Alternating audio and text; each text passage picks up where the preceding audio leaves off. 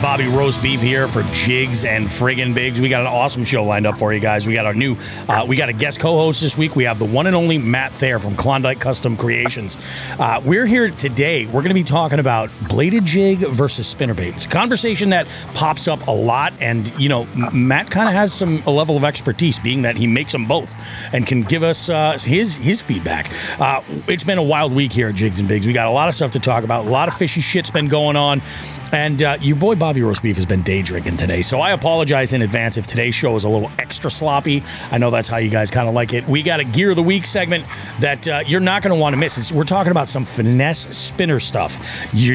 All kinds of information about that. An FTG that went down a local boat ramp coming from me, and Matt has a tip in Just the Tip this week that should keep your shit nice, is what he says. Guys, don't go too far. We got real good stuff here, Jigs and friggin' Bigs.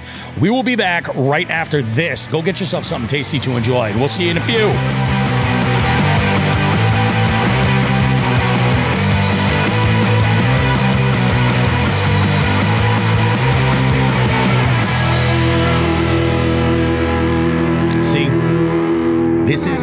This is that level of intelligence right here that we needed.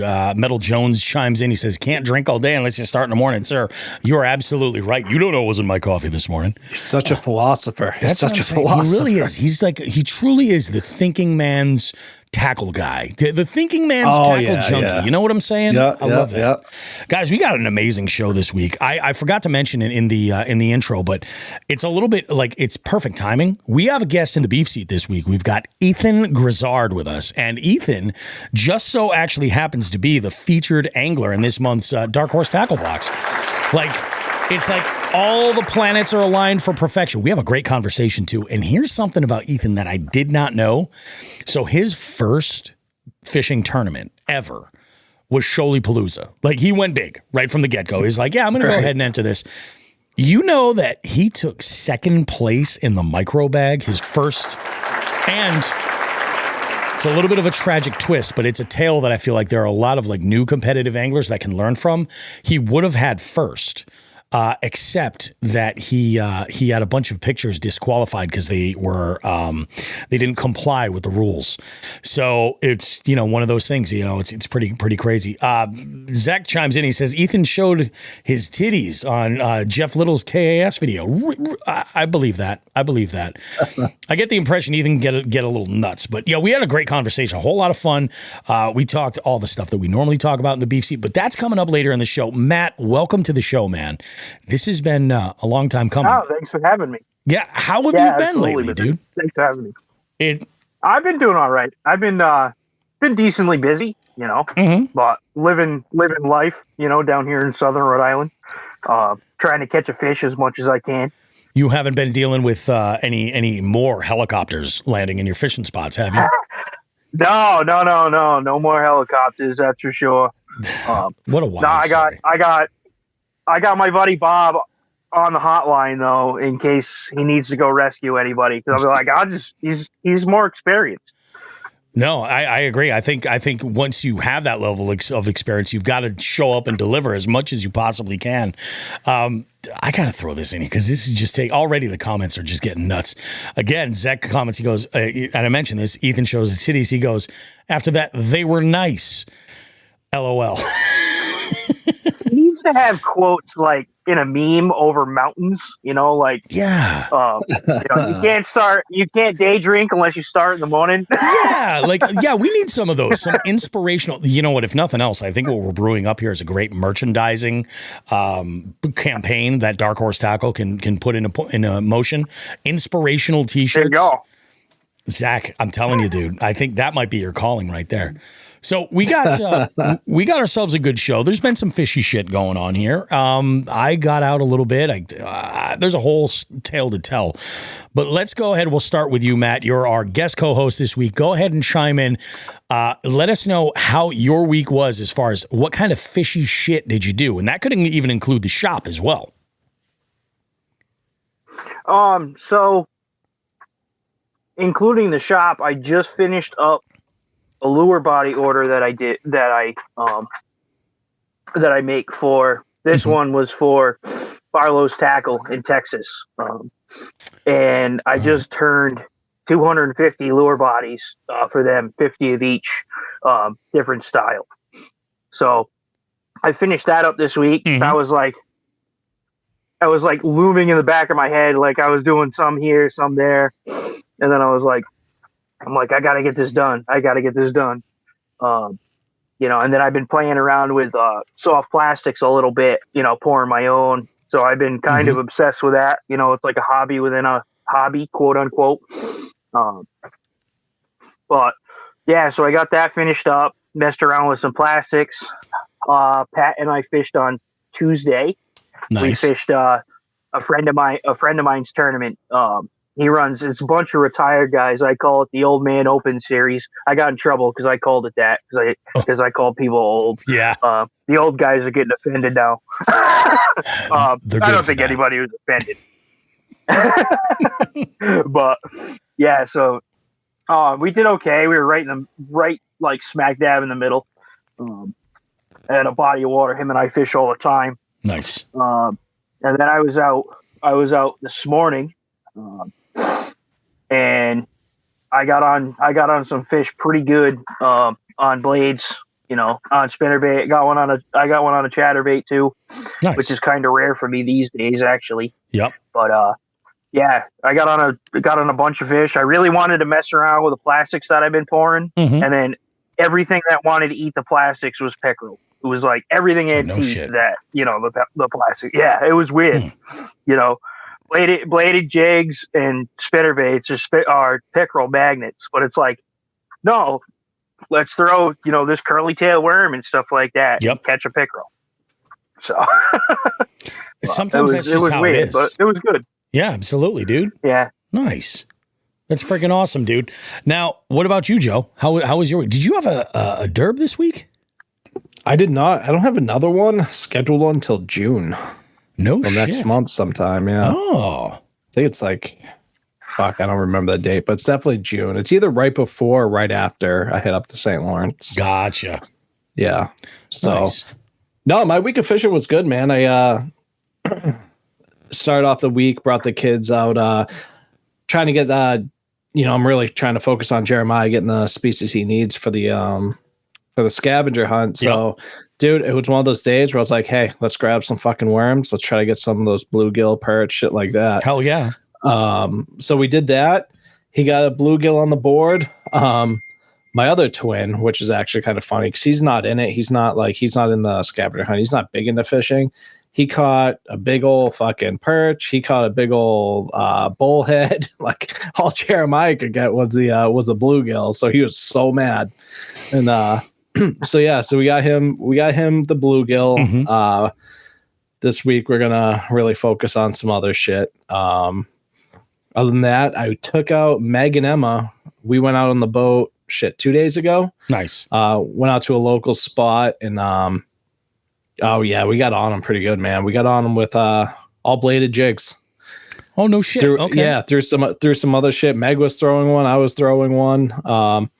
She actually she probably had a 12-pound bag on her own. It was kidding. Oh god, she was. I mean, Meg's actually, she doesn't fish a ton, but when she does, she's a freaking hammer, man. Yeah.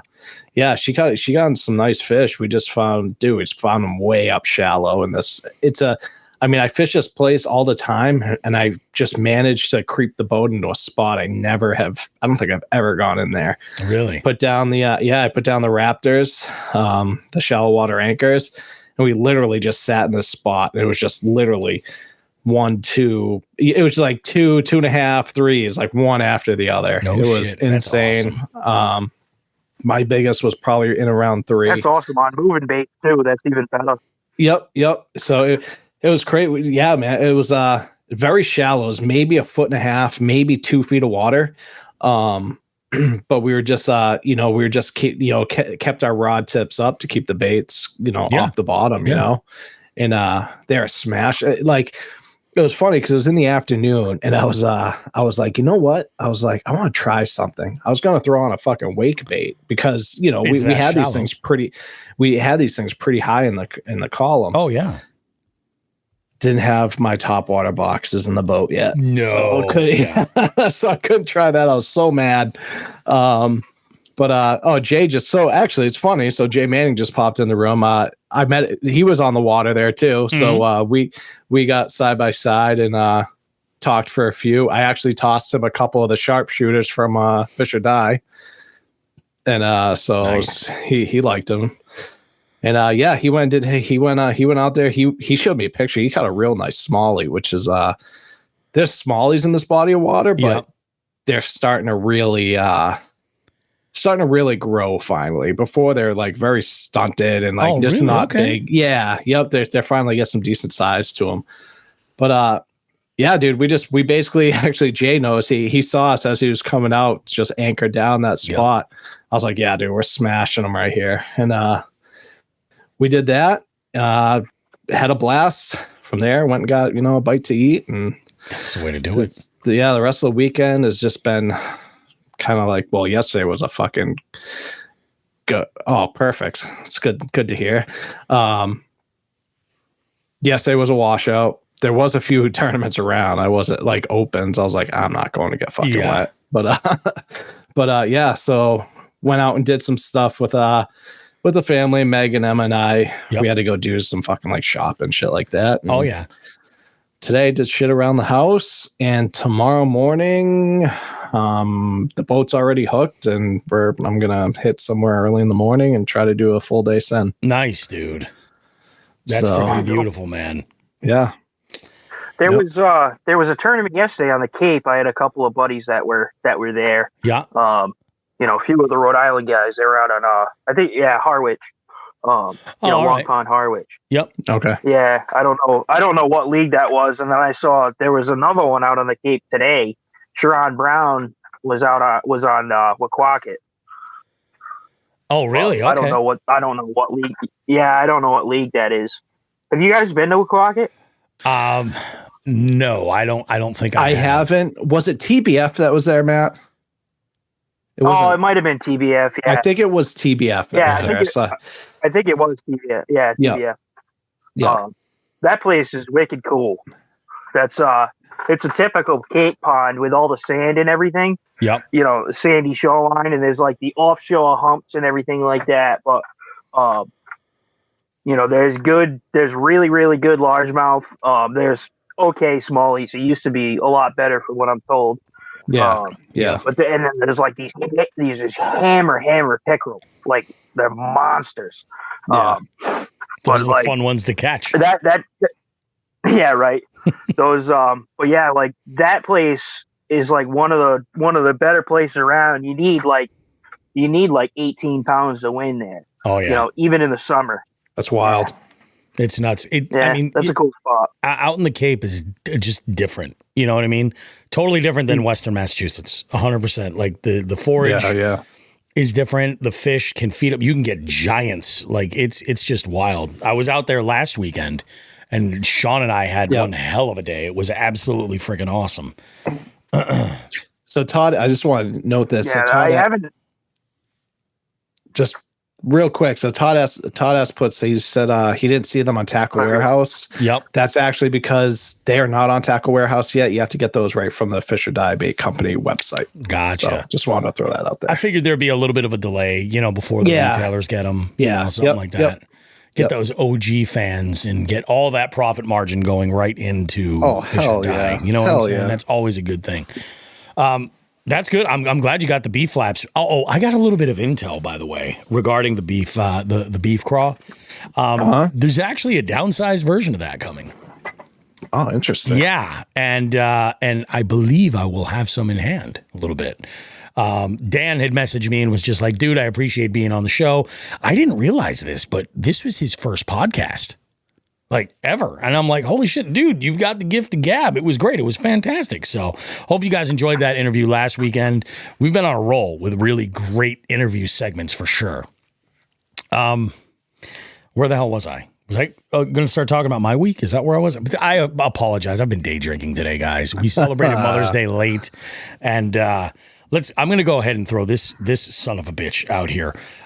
So last week I made mention of a beverage that I think could make a perfect mixer. and it's this. The Dr. Pepper Creamy Coconut Zero Sugar. Your boy does actually like to monitor his calorie intake, especially with liquids, more than anything. I know everybody's gonna be like, oh, but aspartame, you're gonna die. My medical professional sister, and also fellow diet soda drinker, was like, you have no idea the sheer amount of aspartame you would have to inject into your body in one instance for it to have a negative effect on you. She's like, it is infinitely better that you get less calories. And she's like, at your weight, and I'm like, okay, stop. All right, okay, stop. I get what you're saying. Like, I'll take it though. So yeah, your boy was mixing rum with these zero sugar creamy coconut Dr. Peppers, and I decided we don't have enough rum at the house nearby, but I have no shortage of Crown Royal, so I figured I'd go ahead and mix that up, and it's tasty. It is tasty. Yeah, like you put me onto it. Like you mentioned it last week, and like I said, I'm not a huge soda drinker. I didn't go with the zero sugar, but I did find them. Yeah. Took me a minute to find them. I ended up finding them at a spot you never would have guessed. I found them at the local dumpy fucking Family Dollar. Family Dollar. Only place that I had them. I was on a fucking mission. You were on a mission. I was on a mission. I was like, I gotta get these things. I like told my wife about them. She's like, because we never have soda in the house. Yeah. She's like, yeah, like that would be a nice thing to sip on today. And so we've been sipping on them for a while. I did it with Malibu coconut rum. Oh, yeah. And I haven't drinking rum in a while. Like I missed it. Rum is good. I don't drink it very often. My wife had a very bad experience drinking Captain Morgan, like when she was like really young, and it's for her, that is the thing she can't drink anymore. Captain Morgan is hot garbage, but like it gets the job done. I don't know, man. As long as you don't add Pop Rocks, you should be fine, Jay Manning says. I feel like he speaks from experience. So you say your wife's her drink is Captain Morgan. Everyone has that drink. Everybody does, yeah. Except that you can't drink anymore. I so can Matt, drink everything. what's yours? What's that one drink that ruined it for you and you can no longer drink it? I want to take a guess. I think for Matt, go for it. I think for Matt, it is either Aftershock or Rumplemints. No. No? Oh, all right. No. Probably Everclear. Oh, Jesus Christ, Everclear. Everclear doesn't count. Nobody actually wants to drink that but stuff. Then I was like, no. Oh. Yeah, probably Everclear, yeah. Mine. Had go ahead. What was that, Joe? No, go ahead. Oh, I had I had some of that when I was in trade school when we're in Newport, Rhode Island, so it's like drinking town, bars and everything. And it was like, oh yeah, let's go get, we're gonna go get smashed. We're having shots of Everclear, and oh my god, it's terrible. It's killed my stomach and everything. Oh yeah. Oh god.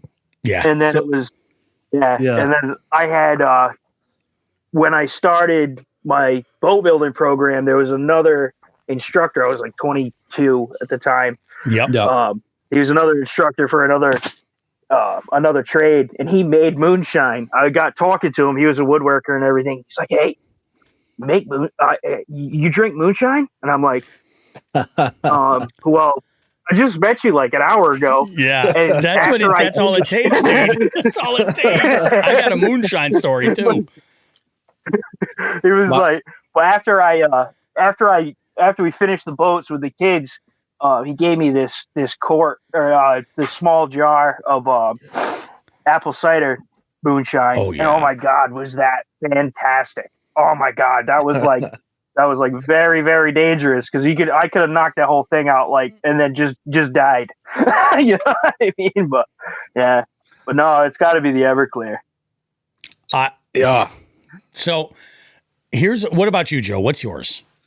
It's been mentioned quite a few on here. Yeah. And I'll tell a very quick story behind it. So mine is Jaeger. Yeah.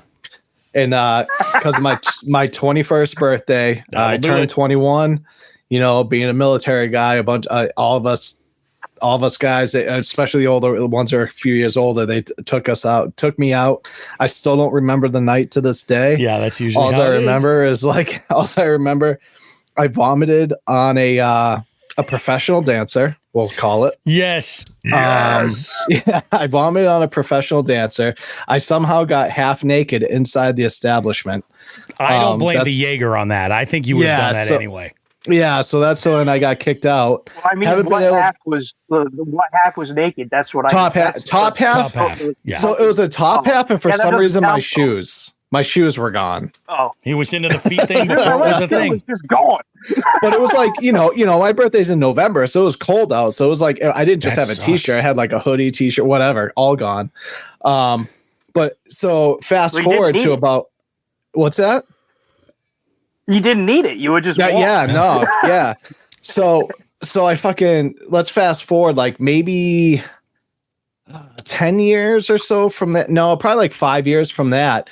We're down on a TDY. We're down in where were we? Key West. Oh yeah. And we're at a bar, and it was a lot of the people from that original group from the 21st birthday. Like, all right, let's do Jaeger. Someone said, yeah, let's do Jaeger shots. I'm like, I'm good. I don't want it. They're like, no. They're like, dude, it's been it's been this many years. Like, you're fine. I'm like, okay. So we get it. Bobby, Matt, I bring it up like this. Cold sweats, right? It was a cold sweats, and I started dry heaving and gagging so fucking loud, like I'm talking like like in the middle of this bar, and on Duval Street in Key West, to the point where like eyes of water. I didn't drink it. I couldn't. Shoeless in the street. Yeah, shoeless in a strip joint. There's so much you guys don't know about Bobby Roast Beef. Oh my God. So I have not touched it since then. I attempted to down in Key West, and I almost threw up again all over an establishment. So I do not touch it anymore. So that's brutal. I don't really have that liquor. Like I don't. I can drink anything and I'm fine with it. And here's why. Which you guys probably know, I got to drinking late in the game. I was like 23 when I started drinking. I was an absolute straight edge punk, like all through high school. I didn't touch anything until like really like later on in life. And I fell in love with Jaeger fast. I was like, this is great. But I've always kind of liked that like herbaceous, sort of like that black licorice, anise sort of flavor. Ugh. Same thing with like, what the fuck is it? Sambuca. I love Sambuca. Like, absolutely. This is why I like absinthe as much as I do. Sambuca, the problem. I don't know. That doesn't. The issue with that me doesn't even sound good. the issue with me with all that stuff is like it's so syrupy. So like absinthe has that flavor, but absinthe is a spirit, not a liqueur. Right. And it's like you have to add something to because absinthe is like Everclear. Like it's crazy strong. You don't hallucinate on it. You just get hammered. Fast. Yeah. And so like I don't have any one of those things. And there are stories where like I remember you guys, this is a story that involves my fishing buddy Paul, right? The Polish Hammer and I. You haven't tasted it in reverse enough times. I've tasted a lot of things in reverse, and I just live with it. So I went, and I never forget. So like when I first started drinking, like I was a big beer guy, you know, and we had gone to a buddy's house, and we're hanging out at his place, and Paul was with us. We had a couple of other friends with us, and we're just throwing down beers, watching movies. There was nothing to do in town. I think this was like the week between Christmas and New Year's, something like that. There was like really nothing going on, so we're just pounding drinks. Eventually, we run out of beer, and we start doing shots. We're doing shots of Knob Creek, right? And my buddy, this guy, Ken Cato, great dude. Ken, I haven't seen him in years. Like he is a Japanese rivet head. Like he was like, you think in industrial music, like 9 Inch Nails and like, you know, KFD, MFDM, like he was like Japanese dude with dreadlocks, covered head to toe in tattoos, was a tattoo artist. Like, unbelievable. We're hanging out in his apartment, and he's like, "You guys have never had a Manhattan, a bourbon Manhattan before? Oh my God, you're not even living." So he mixes me up my very first Manhattan. I drink the thing like it's a beer. You know what I mean? I'm like, "Oh, all right, that's pretty good." I put the thing down. Everything's good. Now, my buddy Paul has this tendency of like passing out at some point in the party. And then you have to physically move. Now, you've met Paul before. This is Paul used to be like just taller version of me, like my kind of weight, but taller, like the same proportions, like ridiculous. Okay. So moving him was really difficult. Yes, Zach, real absence with wormwood. Absolutely. Yeah. It's a different kind of drunkenness. I would call it like a lucid drunkenness. It is. It's a different animal. I've snuck some in from Europe. But you don't hallucinate. You don't. No, it's a different animal. So anyway. I've only tried it. Oh yeah, I love it. I think it's fantastic. Yeah, that's why I don't have it on hand. Yeah, because I really enjoy it. I think I like it a little too much. No kidding. Yeah. So I very seldom. Oh, sorry, Bobby. Oh, it's all good. So he. Oh no, I was. Go on. All right. You want me to go? Yeah, go ahead. I'll jump in. I'll jump in where I left off. You're good. All right. So sorry, Bobby. He goes and he wanders off. And I'm thinking that there's another beer in the fridge. I'm like, I'm going to go grab another beer. So I get up and I walk around. They're all empty. And I notice, I can see the bathroom door is shut, but the lights are on. And I'm like, oh God. I go, hey, Paul, you in there? He's like, yeah. I'm like, oh, Jesus Christ. I hear that and a trigger goes immediately, right? I'm like, fuck. I'm like, I kick open the door. He and I are side by side in front of the porcelain throne, taking turns just heaving, right? At some point, I come up for a fucking breath of air and I lose my balance and I hit my head on the clawfoot tub immediately to my right. Knock myself out. I was done. Paul does what Paul does and just decides, oh, that spot looks comfy, and passes out. And you cannot wake him. It is done. Right. You have to move him. Now, everybody else, there's 3 other people at the party, these 2 girls and Ken. They left us. Like, they fucking went out for breakfast. They left us and didn't come back until like 5:30 in the morning. Yeah. Right? I'm like, I've got an egg on my head. I am out. I wake up while we were passed out. These motherfuckers, they proceed to put around like STD pamphlets. I don't know why they were around in the fucking apartment, and condoms, and they lit candles and put like fucking dog leashes between us to tie us together. It was so fucked. I got great friends. I got great fucking friends. I wake up and that morning and they took pictures, and I have some. I'll actually, you know what? Fuck it. I'm going to make it the artwork this week, and that'll be the background, and I'm going to put Ethan in the corner of it, because he'll be like, oh, that's the degenerate I was fucking talking to on the show. Yes, exactly. It was the worst. To this day, I will gladly have a Knob Creek Bourbon Manhattan with no problems whatsoever. Yeah. No problems at all. It's weird. I don't have that thing where I'm like, oh, nope, that's not happening. It's like, usually if I'm turning down a drink, it's because I know I shouldn't be having another one, or I'm like, that's just something that does not sound appetizing. Like Fireball. No way. It's just a shot of sugar. Come on. Yeah. No. It's fucking terrible. My God. I mean, I don't drink like at all, you know, but if it's like, if I had to go, it would be bourbon, like whatever. Like you were just saying, Knob Creek is good stuff. You know, love it.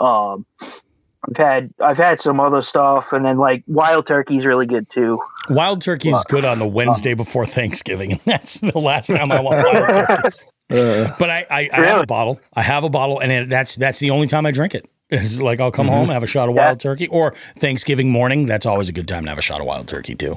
But it's funny. There you go. I don't know why, just because it involves turkey. Yes, exactly. I don't know why. I'm just it's that clever part of my brain that's like, oh, that's kind of funny, guys. Let's go ahead and do a shot of this. And it's funny, I work in bars 5 nights a week, and I probably drink 3 beers a week, 4 beers a week, maybe maximum. And then I'll have like a day like today where I'm just like, yeah, we're going to have some drinks. And, you know, I like to, part of that is experimenting with the goodness. That's really what it gets down to. But yeah, it was just good shit, man. We freaking love it. Let me talk about my fishy shit that went down, because it went down. It went down. So Monday was just a straight up office day. Monday, I hit all the check boxes I needed to check. The podcast was edited and uploaded, ready to go. prepped my entire week for trivia. I had a private event on Friday at the Chicopee Elks Club. By the way, Chicopee Elks, big shout out for donating the hall for this huge event. It was for the Chicopee Comprehensive High School lacrosse team. I've worked with them before. Amazing organization. Big shout out to Nick for having me back again. And we had a great time. It was a blast. We went out. We did our thing. That was on Friday. I had gone out twice last week. I'd been looking at the weather, and I decided I was going to send it pretty hard on Tuesday. And I was like, what am I going to do? Should I go to a body of water? You know, I really kind of need the trout trifecta. Take rainbows out of it. I need browns, I need tigers, and I need brookies. And I'm like, do I really want to just go that route there? Or I was like, I can go real close to home and try and put the hammer down for both, and we'll see what happens. And maybe I'll catch a better bass. You know, we'll see how it goes. So I go out to this body of water. I dip the boat into the water. I take off and I head down to this one spot, and I'm throwing jigs up shallow where I know I'm going to find those bowfin. They're going to be close to cover this time of year, or close to the bank this time of year. Probably not chasing, because we had a cold front that had just gone through, I think, the day before. And my thought was, I'm like, jigs, Senko, I'll have the BFS stuff to like mix up the other species if I can come across them, because this body of water also has brown trout. And I'm like, well, we'll play around with that. We'll see what happens. So I get into this one sort of little cove that opens up. And this is a great spot this time of year, because there's a good number of fish that will go in there because it gets really shallow, and they'll go and spawn. Well, I'm in, actually, this is the same cove actually where I hooked into that 7 the week prior, or 2 weeks prior. And that was a great fish. So I'm like, all right, we'll go ahead. We'll see what we got. So I'm throwing around a jig, and as a backup to it, I'm throwing around a black and blue Senko. The black and blue Senko was just getting smoked. And I'm like, all right, maybe it is just because it's a downsized presentation. You know, maybe they're a little bit turned off on this. I lost a fucking giant. There was a spot where, and it was my dumbass chose a spot at the bank where if I had gone down a little bit further, I might have caught this fish, because from the left side of this one branch that came off and was hanging over the water, from the left side, I had way more ability and less obstacles as far as getting that bait where it needed to go, but being able to get that fish out. From the right side where I attacked it from, and I didn't realize this until it was too late, I had way more shit in the way, and I hooked into a tank. And, spinning combo, pulling drag, like a motherfucker, and just got into some brush that was out there. And then as I'm trying to work this fish back, the Senko just comes flying right back out of the bush. I'm like, you motherfucker. So I gave him about 15 minutes, and I went in there with the jig from the other side. Just wouldn't touch it. Just would not touch it. I was like, man, if I can put another presentation in there, we'll see what happens. And then I was like, all right, so I'm going to just throw the Senko and see what we can pick up, and I caught a handful of like largemouth that would do absolutely nothing for the tournament. Like that. And those are the worst fish to catch when I'm like, it doesn't even benefit my inches to count for that, for the month. So I'm like, this won't do anything positive for me. I'm just releasing these fish all over the place. I did hook into a couple of sunfish while I was out there throwing around the BFS, just trying to see if I could track down a trout before I made it back to the ramp. Got back to the ramp, talked to an old timer that was over there. He was like, oh, you catching him any? I was like, man, it is a grind. It's a grind. He was going out looking for trout. I'm like, I haven't been able to find any of those. So we'll see what happens. I hit the road. I handle the rest of my stuff. Wednesday, Thursday, we were supposed to Wednesday and Thursday it rained. That was the biggest thing. Was Wednesday and Thursday we had a good amount of rain. Thursday evening it started to taper off and get a little bit better. My plan was to go out and hit it Friday. And this is where I was all about, yes, trout trifecta, let's go. So there is a spot that I like to fish that has a great population. In fact, I think the state has a number of trout species that are record holders that come from this body of water. And I'm like, so they got to be out there.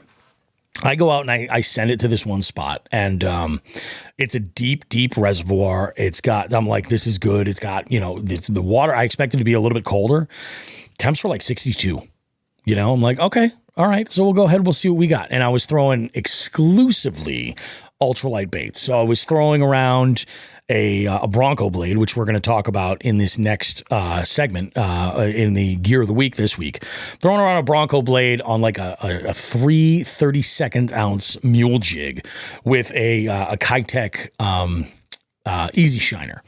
And I'm just covering water, I'm casting up shallow and I'm out probably in like 15 to 20 foot of water. Like I want to work that drop off. And that's where I'm thinking I'll probably find any trout that are here. I did cross like 70 foot of water and saw nothing on the bottom. Nothing at all. I'm like, all right, okay, cool. So I don't have to drop anything that far down and pray. I don't have to throw a drop shot all the way down there and just hopefully something grabs it. I caught so many fucking snot rockets. And when I say snot rockets, I don't mean just chain pickerel. I'm talking in that like 12 to 14 inch range. That's it. They were just all along this one bank. It's all I was getting into. And I saw a bunch of sunfish, but they just, for whatever reason, were not interested in what I was throwing. So I got to a certain point. I go, look, I think what I'm going to do is go over to the other side, which is less wood, more rocks and wood. So I go over to this side. I'm like, we'll see what we can put together. And on that side, I don't know what was different about that side, but when I was running into those sunfish, they were just absolutely annihilating my Bronco blade, absolutely just crushing it. And some of these were good, like hefty gills, not nothing, none of them broke, I think 8.5 inches. So it, again, wouldn't benefit me to put them into the tournament, but I was measuring them all because I'm like, I want to know if I have a state pin on hand. I'm looking to cross that box if I can. So I go out and I make my way along this bank, and I was rolling video on this. I captured a great piece of video that I'm stoked to put on the YouTube channel. I hooked into a 17-inch largemouth, right?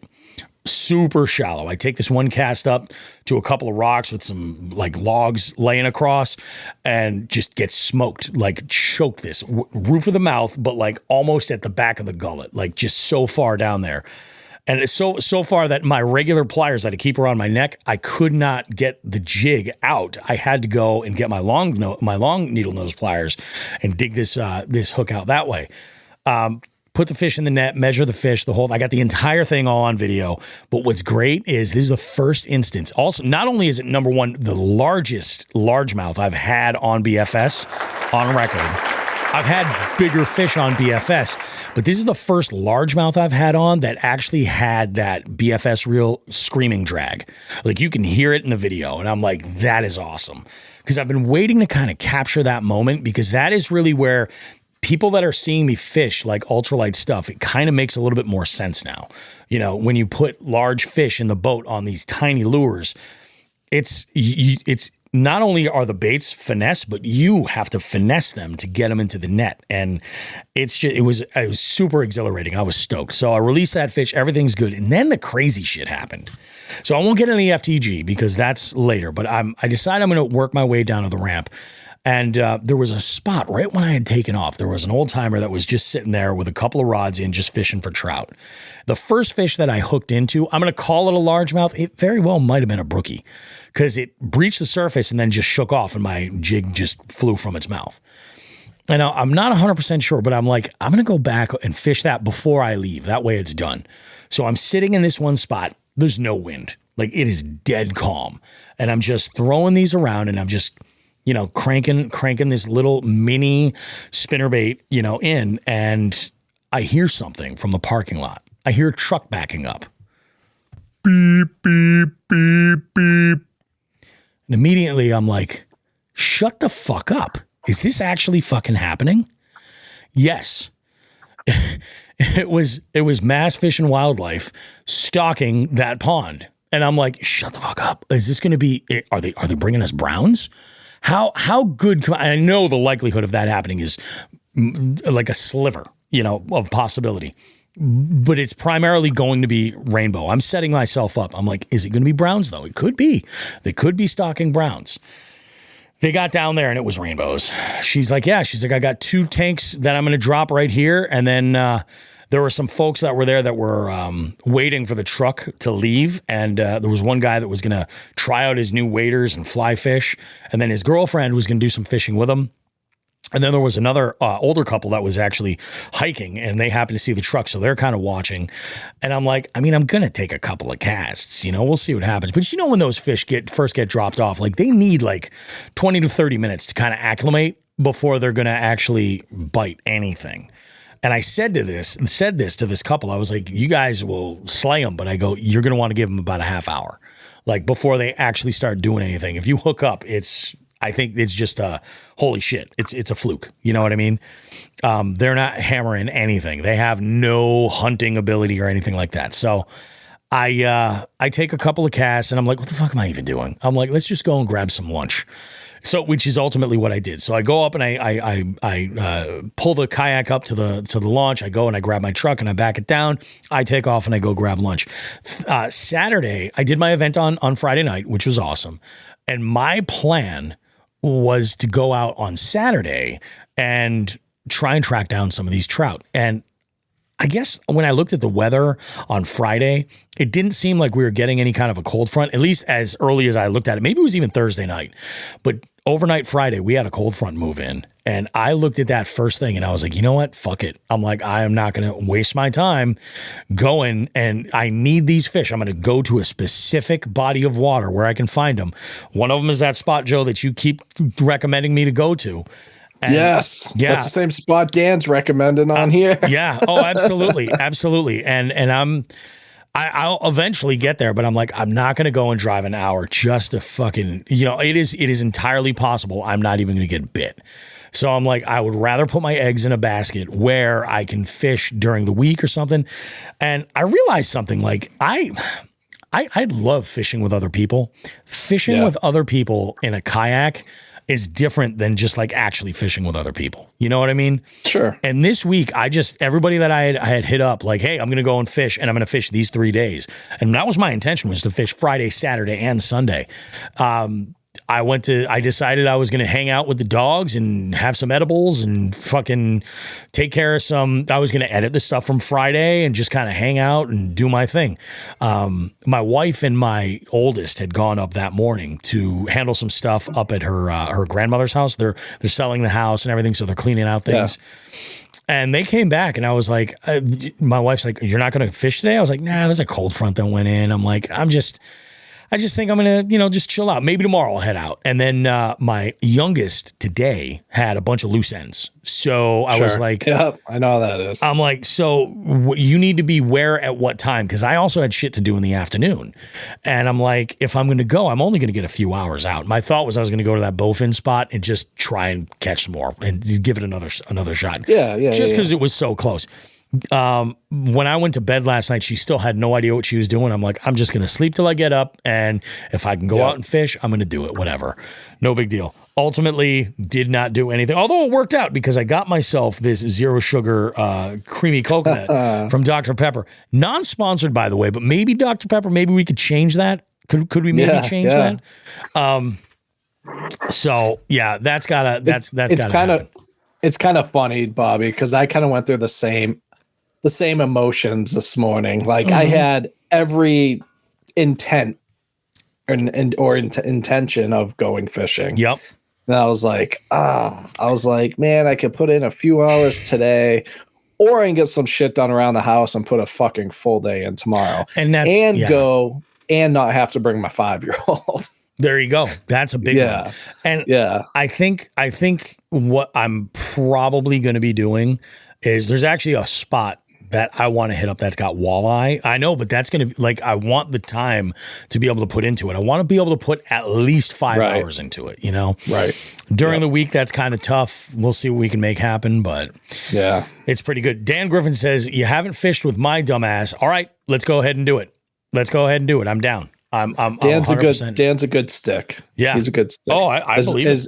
As much shit as I talk, Dan's a good stick. Dan's all right. All right. Hey, I'm always down. In fact, I've got plans this week coming up. I'm going to be fishing with one of our guest hosts this week with Matt. And then Alec Plotnikevich and I are supposed to connect sometime this week. I think he's on vacation this week, and it works out pretty good for him. So we're supposed to go and hit the water too. He's been getting on him good too. Oh, dude, he's been just freaking killing him, man. He's absolutely been killing him. Like he fishes a lot. He does. Yeah, he does. I see him at my local hunt every once in a while. I'll see his boat, or I'll see his truck and trailer. Yep. And I haven't seen him out on the water yet. But that local spot that like I saw Jay and stuff. Yep. They did some maintenance on the fucking boat ramp. It's pretty steep now, and most people don't have a problem. But the way my trailer and boat is, it's every time I go, the bow is way under the fucking roller. So I have to put it. Okay. Yeah. So I have to put it in the trailer and wave. What's that? I said it's skeeter problems. That's how the nose sits on those. Yeah. It's Dan doesn't have too much of an issue. He's got a different hole than me, and his trailer's a little bit different. But yeah, dude, I have I can't go there by myself. I have to have someone like in the truck, like, all right, go back, now go forward, now go back. Yeah, because I gotta put the bumps in the water, so I have to ensure that the fucking boat is dead straight. No, that makes sense. That kind pain of in the dick. And I love that place. That spot I've heard amazing shit about. And previously, before I had the winch on the trailer, it was a crapshoot getting in there because my boat is like, I know there's a bridge right there where there's a kayak launch and I can go right under. And we're talking about that place. Yes. Yeah. Yes. And over there, I'm like, loading in over there and then getting under that bridge. Last time I was there, the water was too high. And I'm like, motherfucker, this was like money right now. Yeah. It's money right now. And that's actually so that's not where I'm having issue. I'm Lashaway is where I'm having issues with my boat. Yeah. Yeah. Yeah, but that's right. I remember they did redo that ramp. Yeah. So this other place, where you're talking about now, that's actually where I actually was fishing off that car top ramp with the kids. But all right.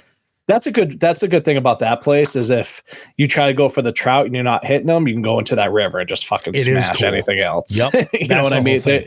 You have that access to two totally different types of bodies of water. You can do a lot of shit there. I love this. Catch up with some of these comments right here. Zach chimes in. He says, fishing with other people isn't fishing. It's hanging out. A completely separate activity and a ton of fun. But the real shit goes down solo. I don't know about that. I will say that the real shit can go down when you're fishing with other people. I've had it happen. Chris Dabari comes to mind. Chrissy Fishing comes to mind. Fucking fishing with Becca comes to mind. Like, I've had some really amazing shit, both myself catching bigs or other ones, but also like I've had unbelievable days solo. And I love that. I'm all about that. But it's a different kind of animal. You know what I mean? Dan says we'll put a trip together, Bobby, and show Joe how it's done. See, man, I just give him like a positive comment, and he's giving me, you know what? He probably won't be able to go, Bobby, because he's always too busy camping in his fucking 50-foot fucking fifth wheel house on wheels mansion. I hear that. Oh, that's one of the things my wife and I were doing last night was watching videos on like luxury campers. She thinks that that's somehow what we need. And I'm like, I disagree. So we did find one that was interesting. It has 2 stories. It's on 5 axles.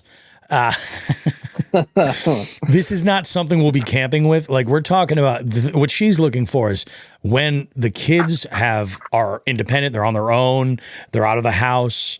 She wants to sell the house and then move. And I'm like, well, you and I this year should start making trips to other parts of the country to figure out where you want to go and where you want to be set up. We're like the same people. It's the same thing Meg and I is doing. It's insane. Like once again, and we only have like my youngest is 14. Yeah. Like I'm like, okay, it's all good. Like it's only going to be 5 years. It's going to be good. You know, it'll be great. Yep. So we'll see what happens. But I told her, I was like, have you guys ever heard of these sheep camps? There's a company, I think they're called Peak Outdoors, that makes them. They're real old school. They're basically cabins on wheels. Okay. They have fucking wood stoves in them. They're built to last. Cool. Yeah, they're not. You don't see them used a lot because most people end up just like leaving them for family, like as a property, and they're just like, put it wherever you want. You need a pretty significant vehicle. Like I'm not pulling it with my 4Runner. That's not going to happen. But at that time in the game, you started. Every vehicle's a tow vehicle if you're not a pussy. 5-axle and stuff. I'm like, yeah. Well, this is a dual axle. You can tow it. You just got to stop it. Dibs on the second floor, Bobby. All right, it's gonna be some good shit. It's gonna be some good shit.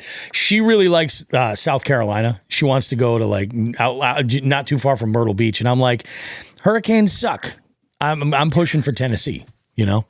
So, oh my God, Bobby, we're gonna end up like continuing to do this podcast, neighbors. Still living locally because we're both gonna end up in the same fucking place. I'm telling you, dude, it's gonna be fucking awesome. It's gonna be great if we could transplant to that part of the country. We could open water fish all the time. Oh my God, where there's actually decent fishing. I know. I don't want to shit on Western Mass fishing, or I don't want to shit on New England fishing, but. Like, man, I'll tell you, when people ask, they're like, when you catch a 6 or a 7 pound fish, I'm like, yeah, you go and fucking buy a scratch ticket because you are goddamn lucky to find a fish of that caliber, Our 2s are their 4s, our 4s are their 6s. You know what I mean? It's true, man. It's just absolutely bananas. So, I mean, that was my week. I'm going to go out this week. I got a couple of trips, definitely. And I mean, it's not like it's the end of the tournament. At the end of this week, we still have another week there. So I will have some trips lined up where I'm going to go out and send it. And I knew coming in hot on May 1st that I was going to be in this position where it was going to be nuts. So actually, before we get to headlines, Joe, I'm going to go ahead and give a little breakdown. I thought about mentioning this when we were talking about the winners, but I don't want to confuse any listeners. Yeah. And this is a good midpoint of the month to kind of go over. Now, these are... Yeah, there's a little bit of change that had gone on in the standings right now. I'm just going to do the top 10. Let's do it. So we have currently 10th place. We have actually 8, 9, and 10th place is a three-way tie. Janelle Orsino is in 10th place currently. She's got a rock bass, a yellow perch, a white perch, a largemouth, a sunfish, and a pickerel. I know that she is up at Champlain, and that's all she's doing is fishing. So I am expecting to see her put some other species in there. She could put bowfin in there. She could put, does she have a pike? Oh, she doesn't have a pike. She definitely could put a pike in with no problem. She doesn't have a smallie either. And I think that she did catch a smallie. I don't know if she didn't bring her board. That would be a disaster. Chrissy Radwilowitz has 6 points as well with a rock bass, a largemouth, a sunfish, a smallie, a crappie, and a pickerel. And then we've got Kevin Mahoney, biohazard bassin, with 6 points as well. A rock bass, a yellow perch, a white perch, a largemouth, a sunfish, and a smallie.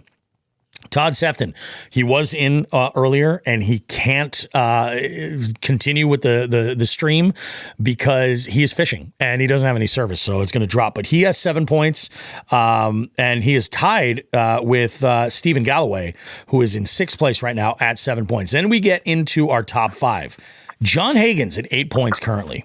Now, again, there might be some that aren't entered or aren't, confirmed, so don't worry, we'll get there. But as I'm looking right now, John Hagen's has 8 points right there. He's got a rock bass, a bullhead. He's got a carp, a largemouth, a sunfish, a channel cat, a smallie, and a crappie.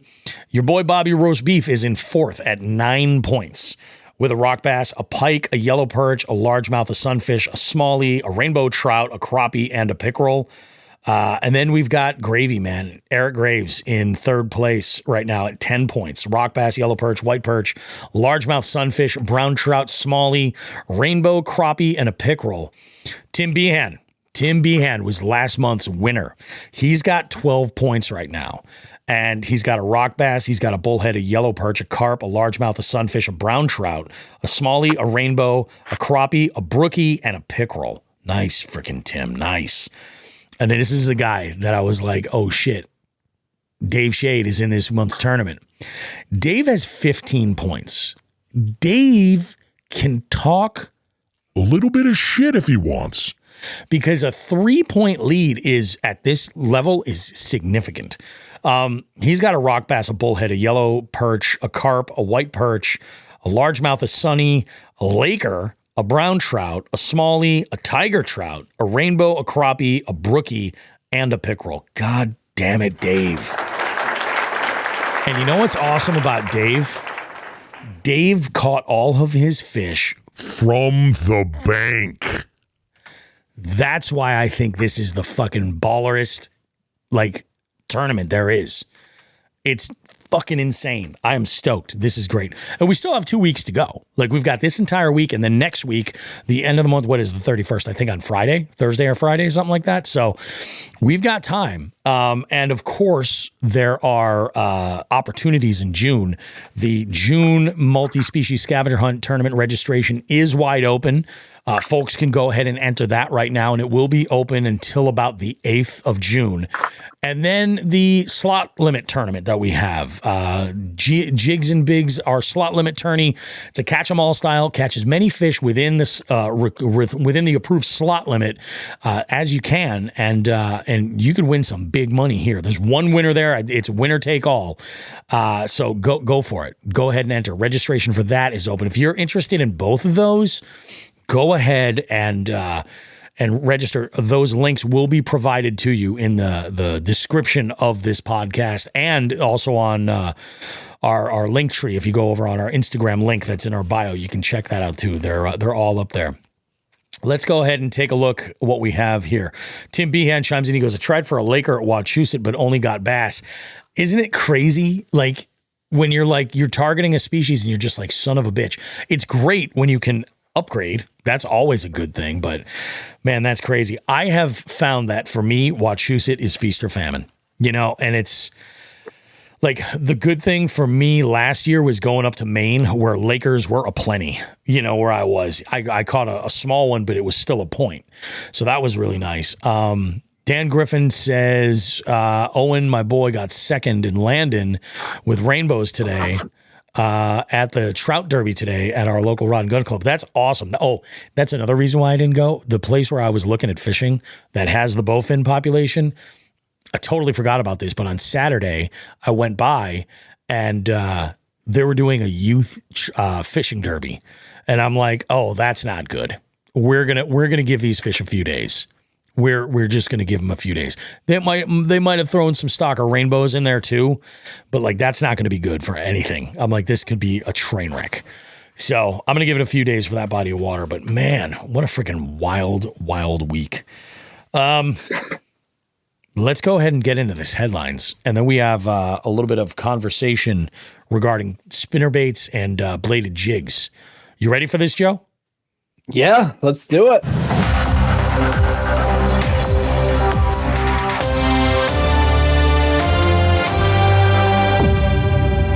All right, so let's talk news for this week. I got one story for you and one update. So our first story here is going to come from Wired to Fish.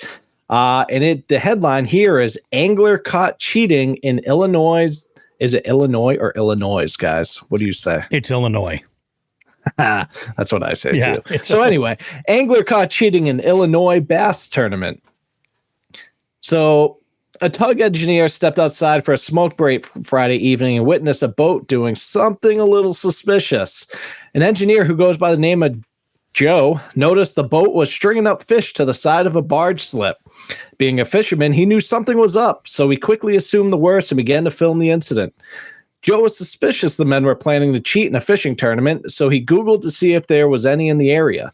He came to find out there was a Cal-Sag Bass Anglers tournament the coming Saturday. Being from Alabama, Joe was unsure who to contact, so he called the local conservation police and notified them of what he saw. Joe was there the following morning and watched as the anglers retrieved the fish around 4:45 that morning. Once again, he got the incident on camera. Come time for weigh-in, the anglers arrived at the Waterfront Bar and Grill in suburban Burnham, Illinois, with their catch, only to find conservation police officers awaiting their arrival. The cheaters were quickly confronted and banned from all future Cal-Sag bass anglers and Big Lake bass angler tournaments. Along with the blatant videos of cheating, the anglers were on the water during an off-limits period where anglers weren't allowed to be on the lake. So local anglers were infuriated and glad to see the man. So sometimes they say like as it's a singular, and sometimes it's a plural. So I'm guessing it was like a boater and then a non-boater. Probably. But Yeah, but they got what they deserved. While the angler has yet to be charged, he will be. The CPO stayed throughout the tournament weigh-in to ensure the anglers weren't harmed. However, the following charges will largely depend on the Illinois Department of Natural Resources legal department. Joe Zenner, a 70-year-old angler, ended up winning the event with 15.616 pounds and earning $1,350. At this time, CalSag Bag Anglers is choosing not to openly publish said anglers' names as it's still an open investigation. More information will become public knowledge in the future. I love when cheaters get what they deserve.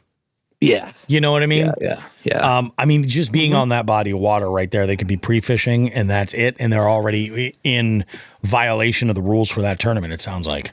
Yeah. You know? Yeah. He was double cheating. You know, he was in off limits, and then he was putting them in a box, in a box or wherever they were tied up, whatever.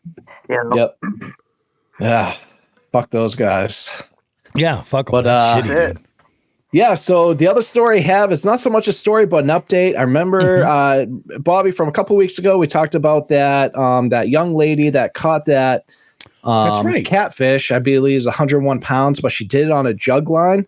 That's right.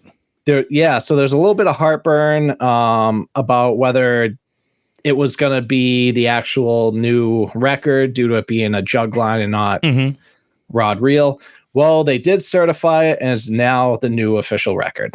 So, oh, really? Okay. Yep. No They shit. did certify it. So she does have, and I don't remember if that was a state or world record. I do not remember. I did not bring it up, but yeah, she got the record. I feel like it was a state record, but yeah, I believe, yeah. And that's the thing. It's what state was she in? Was she in? She was down south, right? Yeah, I want to say maybe Alabama. Yeah, that's what I think it was thought. Alabama. Yeah. And I mean, I feel like I'm a little bit more of a I like records, that are clear. And like jug fishing, I feel like is a little bit of a different animal than catching it on a hook. I agree. I agree. But it's like, hey, if it's legal fishing in that body of water or in that state, then hey, what can you do? Yeah. It's tough because I could see both sides of the argument for sure. In the end, I guess probably the rules, regulations weren't quite clear enough, because if they were, there wouldn't have been an issue. Yep. Yeah, they would have had it figured out immediately. But lo and behold, it will not. But also now that they did certify it, that means that they have to include that for future. Oh yeah. So they kind of dug themselves a fucking hole there. But some legislator is going to be kind of busy. Yeah, fixing that up. Shit. Yep. So, that's what I got for the news. This late breaking, Zach chimes in and he says this is amazingly, unbelievably generous as well. And I'm going to put this for sure. Actually, Zach, if you're able to, I would pop this in the Dark Horse Tackle. What do you call it? The Dark Horse Tackle Discord, just letting everybody know. Any Dark Horse Tackle subscriber that's in the top 5 of the slot limit bass tourney for Jigs and Bigs is going to get their July box for free. So that right there is the value of the entry fee. If you're a Dark Horse customer, you should just do this anyway. You should absolutely do this anyway. Landing in the top 5, this is a blast. And if you're in a competition for another, tournament or anything, you can double dip. So if you're catching fish and you're calling out, 17s, you can they will help your cause in the slot tournament for Jigs and Bigs. So if you're subscribing to Dark Horse Tackle, you 100% owe it to yourself to go ahead and enter that. That is, thank you, Zach. That is unbelievably generous, man. Well, I mean, real quick, while we're talking Dark Horse before we move on, I love that May box that they sent out. Dude, the May box is good. Caught a ton of fish on that bladed jig from Martin's, and then used the Fish or Die Warbird as a trailer. But I don't know if you noticed in the comments from Zach earlier. Did you see what's coming in that August box? I caught a little something about it. Oh yeah. Yeah. Confirmed already. They might be having another new bait, A no fish or newly die bait? released bait from Fish or Die. Yes. That is awesome. Oh yeah. I love that. Yeah, it is a great box. I'll tell you, one of the things that I'm stoked about that new box is the tubes and the tube jig. Like those tubes Yes. are Yeah, man, I'm not a tube guy. You know who's a tube guy is Dan, and he always really? gives me shit that I don't throw tubes. Yep. This might have to be when I fucking start tossing them finally. I love it because it's less of a like use your imagination what this looks like type bait. Sure. And this looks like a craw. You know what I mean? Yeah. Yep. In fact, I my Spike It markers, I have some colors where I can add some accents on there and make that thing look so realistic. It's going to be insane. So I'll most likely be doing that with a little bit of blue, a little bit of orange here and there. Yeah. You know, make it look cute, make it look Just started presentable. throwing a tube last year, and that's a cool bait for sure. Oh, I've been able to I've caught a few fish on it for sure.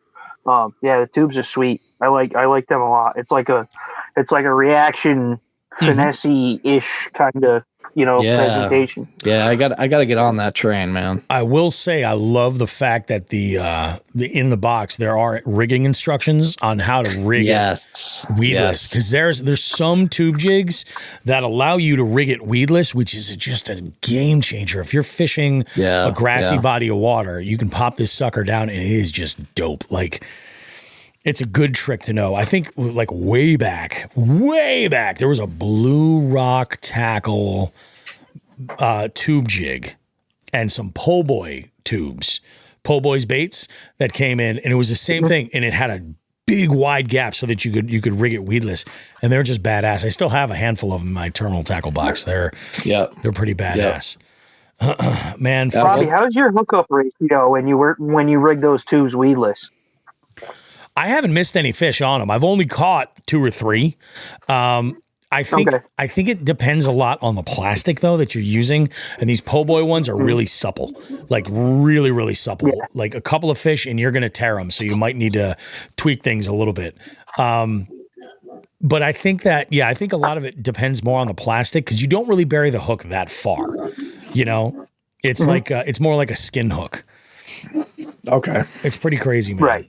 Yeah, I haven't had that greatest success with with weedless tubes. It's always like exposed hook.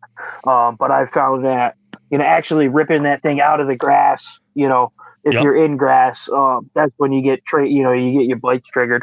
I just throw a regular tube jig is all. And I will say that you make a good point, Matt, because I think a lot of it depends on the angler, because when that first box came out, I was like, I'm throwing weedless everything, because I fish, most of the bodies of water that I fish have a lot of grass, and I'm like, I'm getting ripped on everything. Now, I will throw an open hook swim bait anywhere, and I'm like, fuck it, I'm getting it back. Like, I don't have that level of fear, I'm like, I'll go ahead and do it. So it's the same thing. Like, it gets caught in grass, and I'm just like, pop, pop, rip that sucker off, and it can do pretty good. It says, if you're fishing a stupid tube, bring a can of beans and make sure to give it to them. That right there is affirmative. You've got to give them the beans. You've got to give them the beans. I will say. Where have I heard that before? I look at that company that sent the tube and the tube hooks, fucking the most simple tubes. The most simple name, but fucking just a great name, great marketing, just fucking, secret baits. Oh, this is the stupid tube. Here you go. Have fun. Go fish. I was like, wow, they kept it simple and that's like that name that everyone's like, no, we probably shouldn't do that. But no, they kept it simple and they fucking nailed it. They fucking nailed it. Just like I'm about to nail another drink. Oh, look at you. See, I need to put a bar down here so I don't need to either text my wife and beg her to bring me down another one. That's not a bad thing though. I like when I can text Holly and she brings me down another beverage. So boys, I mean, to be fair, yeah, I had a bar down here until I had kids. Oh yeah, yeah. I started one of those when we bought this house. I was like, I'm gonna put together a little liquor cabinet spot to play some cards. Had my drums set up. I was like, we're gonna do band practice and just chill. Yeah, that lasted like 3 weeks, and then I was like, nope, you guys are a pain in the ass. That shit ain't happening. We've been hammering this first segment pretty crazy. Should we take a break and then go into our conversation about spinnerbaits and chatterbaits in the next segment? Or do you guys think we should just say send it and do it in this first segment? Let's take a quick break so I can top my drink off. I like that idea. Guys. Ain't nothing to it but to do it. Exactly. Let's go ahead and take a short break, guys. We'll be back with more after this. We got Just the Tip. We got an FTG. We got a Gear of the Week for you and a conversation regarding when do you want to use a spinnerbait and when do you want to use a bladed jig? Or are they actually as interchangeable as people are thinking? We're going to get to the root of that with Matt Thayer of Klondike Custom Creations. And then later, we got Ethan Grizzard with us, second place micro bag winner at Shoalipalooza. He's going to talk fishing with us as well. Don't go too far. Drink them if you got them. We'll see you guys in a bit.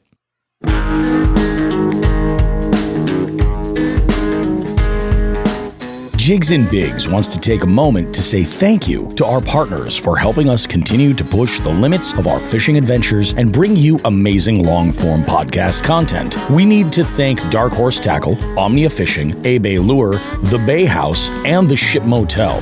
We can't forget about Three Bells Outfitters, Torres Sunglasses, and of course, Reaction Tackle. Be sure to check the description of this podcast for any associated affiliate links or promo codes they've generously provided our listening audience. Again, we cannot thank our partners enough for their support. Please consider supporting them and supporting the show in the same process. Thanks.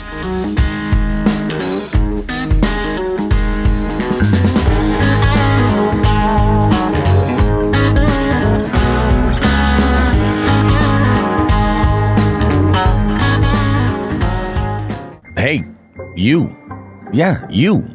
The one with the impeccable taste in fishing podcasts. Bobby Roast Beef here with a little call to action for all Jigs and Bigs listeners. We're opening up our hotline to you. Now you can call us to sound off about almost anything at 413-324-8519. Want to submit someone for our FTG segment? Call us at 413-324-8519. Care to maybe suggest a topic for Just the Tip or Bait of the Week? Call us at 413-324-8519. Maybe you just want to give us or anyone else a little shout out on the show, or you want to suggest a guest for the beef seat. You guessed it. Call us at 413-324-8519. The Jigs and Bigs hotline is there for you to leave a message with us 24/7. Just call 413-324-8519. Also, you can check that number in the notes of this podcast.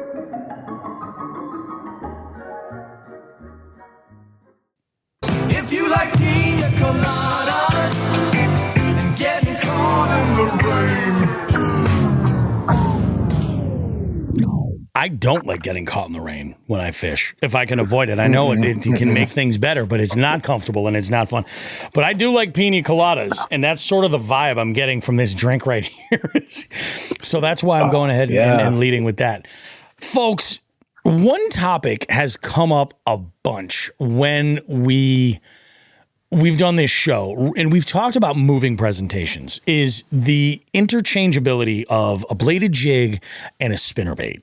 You know, I have a little bit of an alarm that will go off if I have windy conditions. I'll think spinnerbait. But you know what? Bladed jig also is now equally what I'm considering. Now, this year I am leaning heavily toward bladed jigs on purpose. So my info is going to be skewed. I'm catching way more fish on bladed jigs simply because I'm throwing them more often right now. And that's whether they're, conventional size, 1/2 ounce, 3/8 ounce, or if I'm, sending it with a 1/8 ounce, JDM bladed jig. I've got a lot of confidence with these things, but I also have some confidence, and this is, I kind of owe this actually to Matt, in spinnerbaits as well. Like, I feel pretty confident now with spinnerbaits as a moving presentation, given the conditions. Joe, you and I have had this conversation before, and we're both kind of like, I don't know, like, you throw it when you want to throw. Like, maybe they want something different. You know what I'm saying? Yeah. And I'm very excited to hear what Matt has to say, because I have like everyone has their own personal philosophy and techniques. I'd love to hear what Matt has to say to kind of go out and then kind of see if it's similar to my philosophy, which is just some fucking mediocre bass tournament guy who lives up in Massachusetts where the fishing sucks anyway. Absolutely. So, Matt, why don't you go ahead and dive in? Educate us fucking potato heads up here. Like, what the fuck are we doing? So you're not doing anything wrong. You know what I mean? Like the best way to catch something is to, catch something on that bait is to throw it. Yeah. And I have a lot of experience with making both bladed jigs and spinnerbaits, and then throwing them a lot too. So I mean, I'm not a professional by any means. I guess you could say I'm a professional in the bait making realm, because like I do make money at it. But I mean, the fishing realm, no, not even close to a professional. But so spinnerbaits for me. All right, so we'll backtrack a bit. Okay. My second year tournament fishing was my first year with a boat. Okay. And I was in a club and we fished overnight tournaments. So we did like 3 during the day, and then we did like 5 overnights. So Jesus. Meaning launched the boat at, and blast off, quote unquote, at 10 o'clock, and then fish till 6 or 7 in the morning, overnights. So your spinnerbait and a chatterbait were staples. Yeah. There was a point in time, and Pat will, Pat can attest to this, how much I throw a spinnerbait, where I didn't even have a spinnerbait like on the deck, sometimes not even tied on, to go into those night tournaments, because I was so confident with the chatterbait. Oh, really? With a bladed jig. Yeah, absolutely. Okay.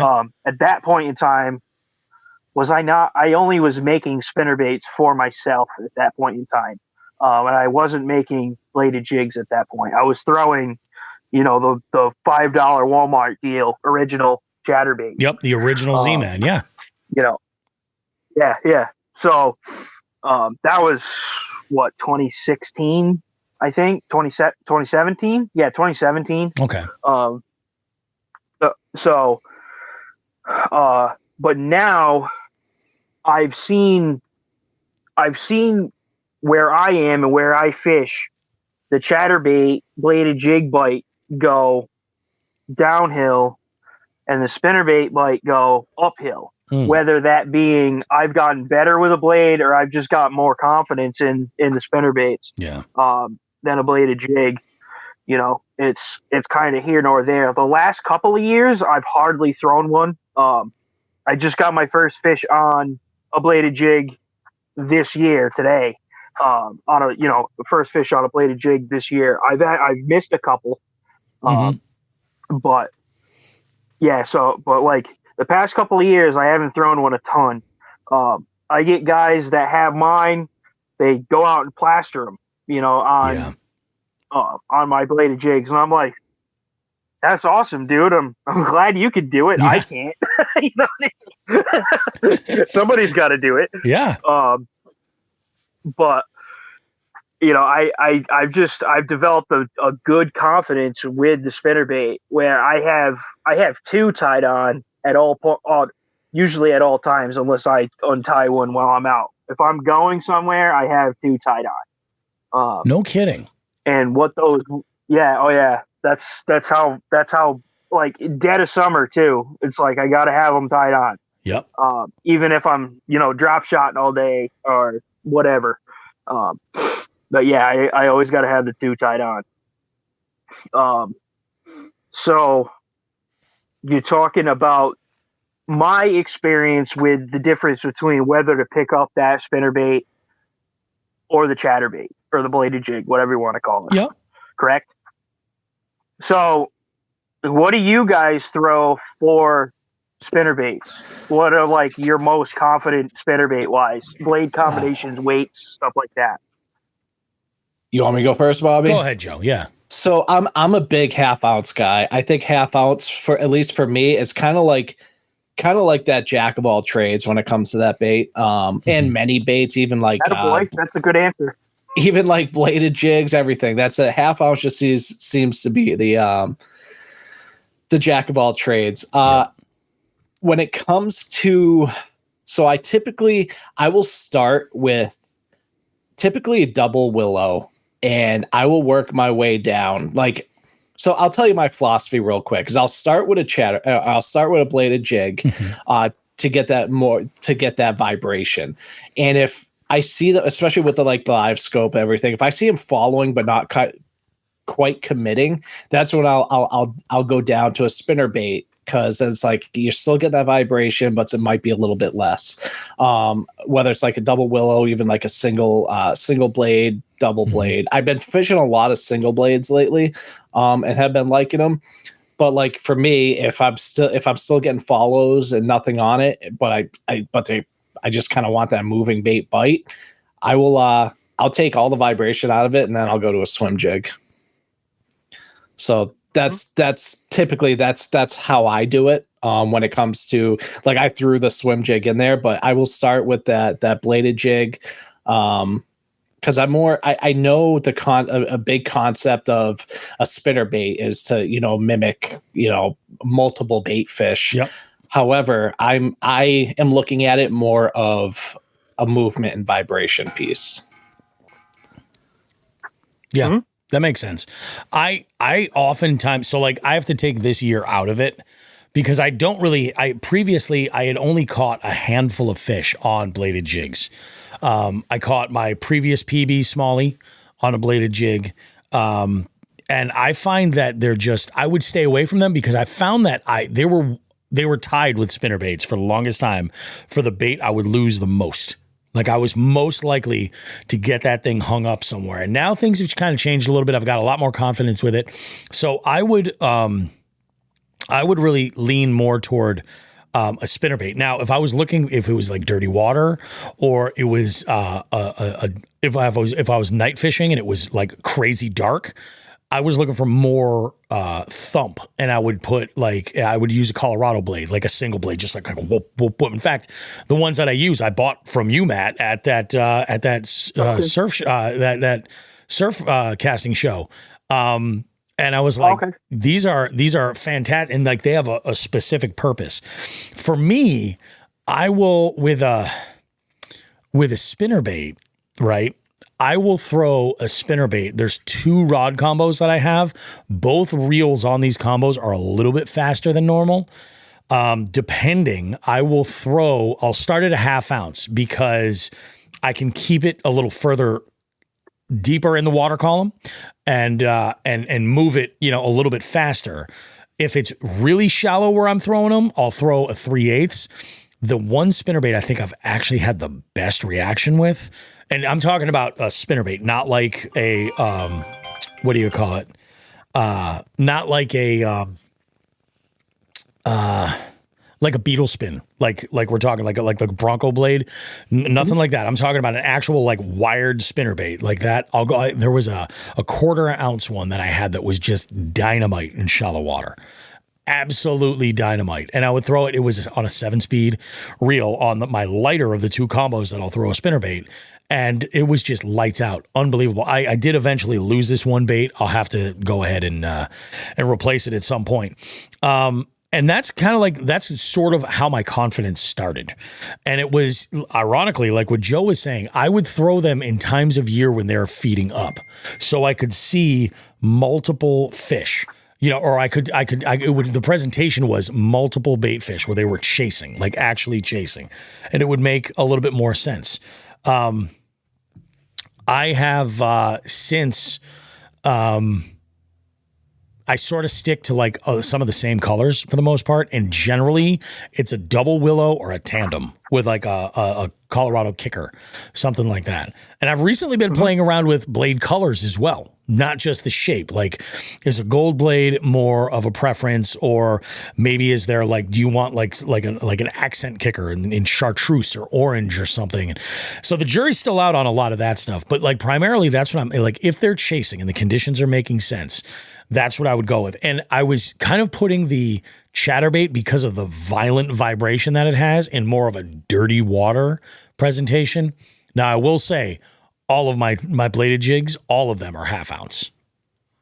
Just because I don't really find I need a 3/8 as much, for the most part, And like when it comes to now I'm at the point where when I'm like, I need to get away from that vibration, I'm not even throwing a swim jig unless it's a heavy cover situation. I'm throwing a straight up swim bait or an underspin in some cases. That even complicates it more, I think, is the underspin. Yeah, the underspin is like, that's a different conversation. I'm not the hugest fan. I'm not the biggest fan of the underspin, to tell you the truth. I've caught some fish on an underspin. I've caught some fish on, just a paddle tail, stuff like that. Yep. And it's not something that I reach towards. Yeah. Why? I mean, probably because I had that mindset of this thing is going to get snagged, or whatever Definitely. else, I've had an open hook. And I just never, I never picked it up, again, I fish a lot of grass pits too, so, I get that with the underspin. That's a little bit about the underspin's not anything I really got into either. It's the concept's there. It's great. And, it's just like, I don't know, like when I fish a paddle tail, I do fine with just the jig head. So it's like, if I'm going to use and this is just my preference, if I'm going to use a blade, then I'm just going to throw a spinnerbait, right? A spinnerbait. Yeah. Yep. Exactly. I mean, I guess there's something to say about it with if fish are looking up, then there is that flash underneath. But I mean, it's such a reaction strike. It's, who's to say that fish wouldn't have hit just a Kitech or whatever, right. Just a Right. You're right. Because, and a lot of that has to do with the plastic that you're throwing too, because there are certain ones that have a different, like if you're throwing, let's say it's hot, you know what I mean? Dead of summer, you want that Kitech fat impact tail, just woof, woof, woof. And that's where your vibration is going to come from. But if it's cooler water, like let's say it's pre-spawn in New England, a tighter body roll type, with less of a big wide wagging tail at the end is going to be a little bit more appealing. It's again, like I feel like I have a plan with my rods, my combos. Like I like to have a spectrum. I sort of look at like bladed jigs and spinnerbaits and everything in between as a spectrum. Like how much vibration do you want? How much flash do you want? What are the conditions?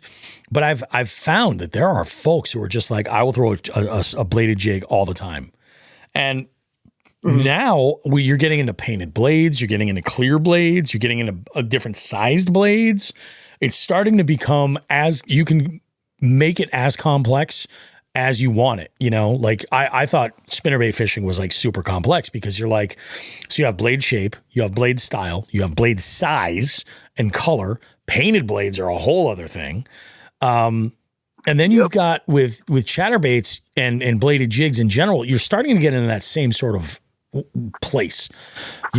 There's a bladed jig for everybody in every body of water, in every situation. Exactly. So Matt, how do you make the decision between the two? I start 98% of the time, 95% of the time, because I do like to start with a buzzbait too. Yep. With a spinnerbait. All right. Like that's my go-to. Yep. My starter bait is 9 times out of 10 a single Colorado blade spinnerbait. It's okay. All year round. Okay. I don't care. And summertime, spring, fall, it's a single Colorado spinnerbait. Gotcha. And usually it doesn't really matter. It usually doesn't matter. The light for me, if it's slick calm, I'm not really going to reach towards it. It's got to be that typical spinnerbait conditions, and we'll talk about that a little bit more, for me to pick up that single Colorado blade. But like, I'm starting in the morning, I'm going to try to get a fish on a reaction bite. Or as that sun starts to go down in the evening, I end up fishing that. I fish the evening a lot of the time. I got that thing glued into my hand for the last hour. But so like Joe had mentioned with the throwing willow blades. Yep. And it kind of mimicking smaller bait fish. You have like one bait fish chasing two smaller ones on a tandem willow. So, yeah. The Colorado, to me, is kind of goes hand in hand, and they're worked a little bit different between the Colorado and a bladed jig. Yeah. They go hand in hand on one single fish. So a bluegill, a perch, a big golden shiner. Yep. Think of that. So that's my theory on it, and I feel as though, and like Joe had also said, and you've said it too, Bobby, is, the chatterbait and the bladed jig, the chatterbait, the bladed jig, and the swim jig kind of go hand in hand. I tend to pick up a swim jig if it's calmer conditions, but so like if it's overcast and it's slick calm, I'm probably going to pick up a swim jig over the bladed jig, because they all are kind of related. They're all like cousins, Yeah. Those three baits: swim jig, spinnerbait, bladed jig. But I mean, like most of the time, I'm throwing that, the single Colorado spinnerbait.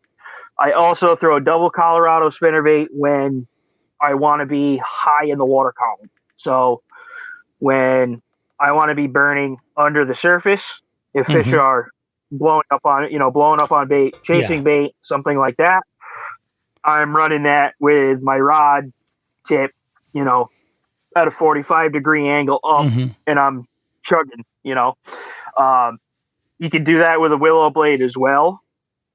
I find the Colorado blades, I like them a lot more. One of my theories, and I think I've said it on the show at one point in time, is you don't see guys throw the Colorado blades as much as you do willows. I agree. I agree. It's definitely different.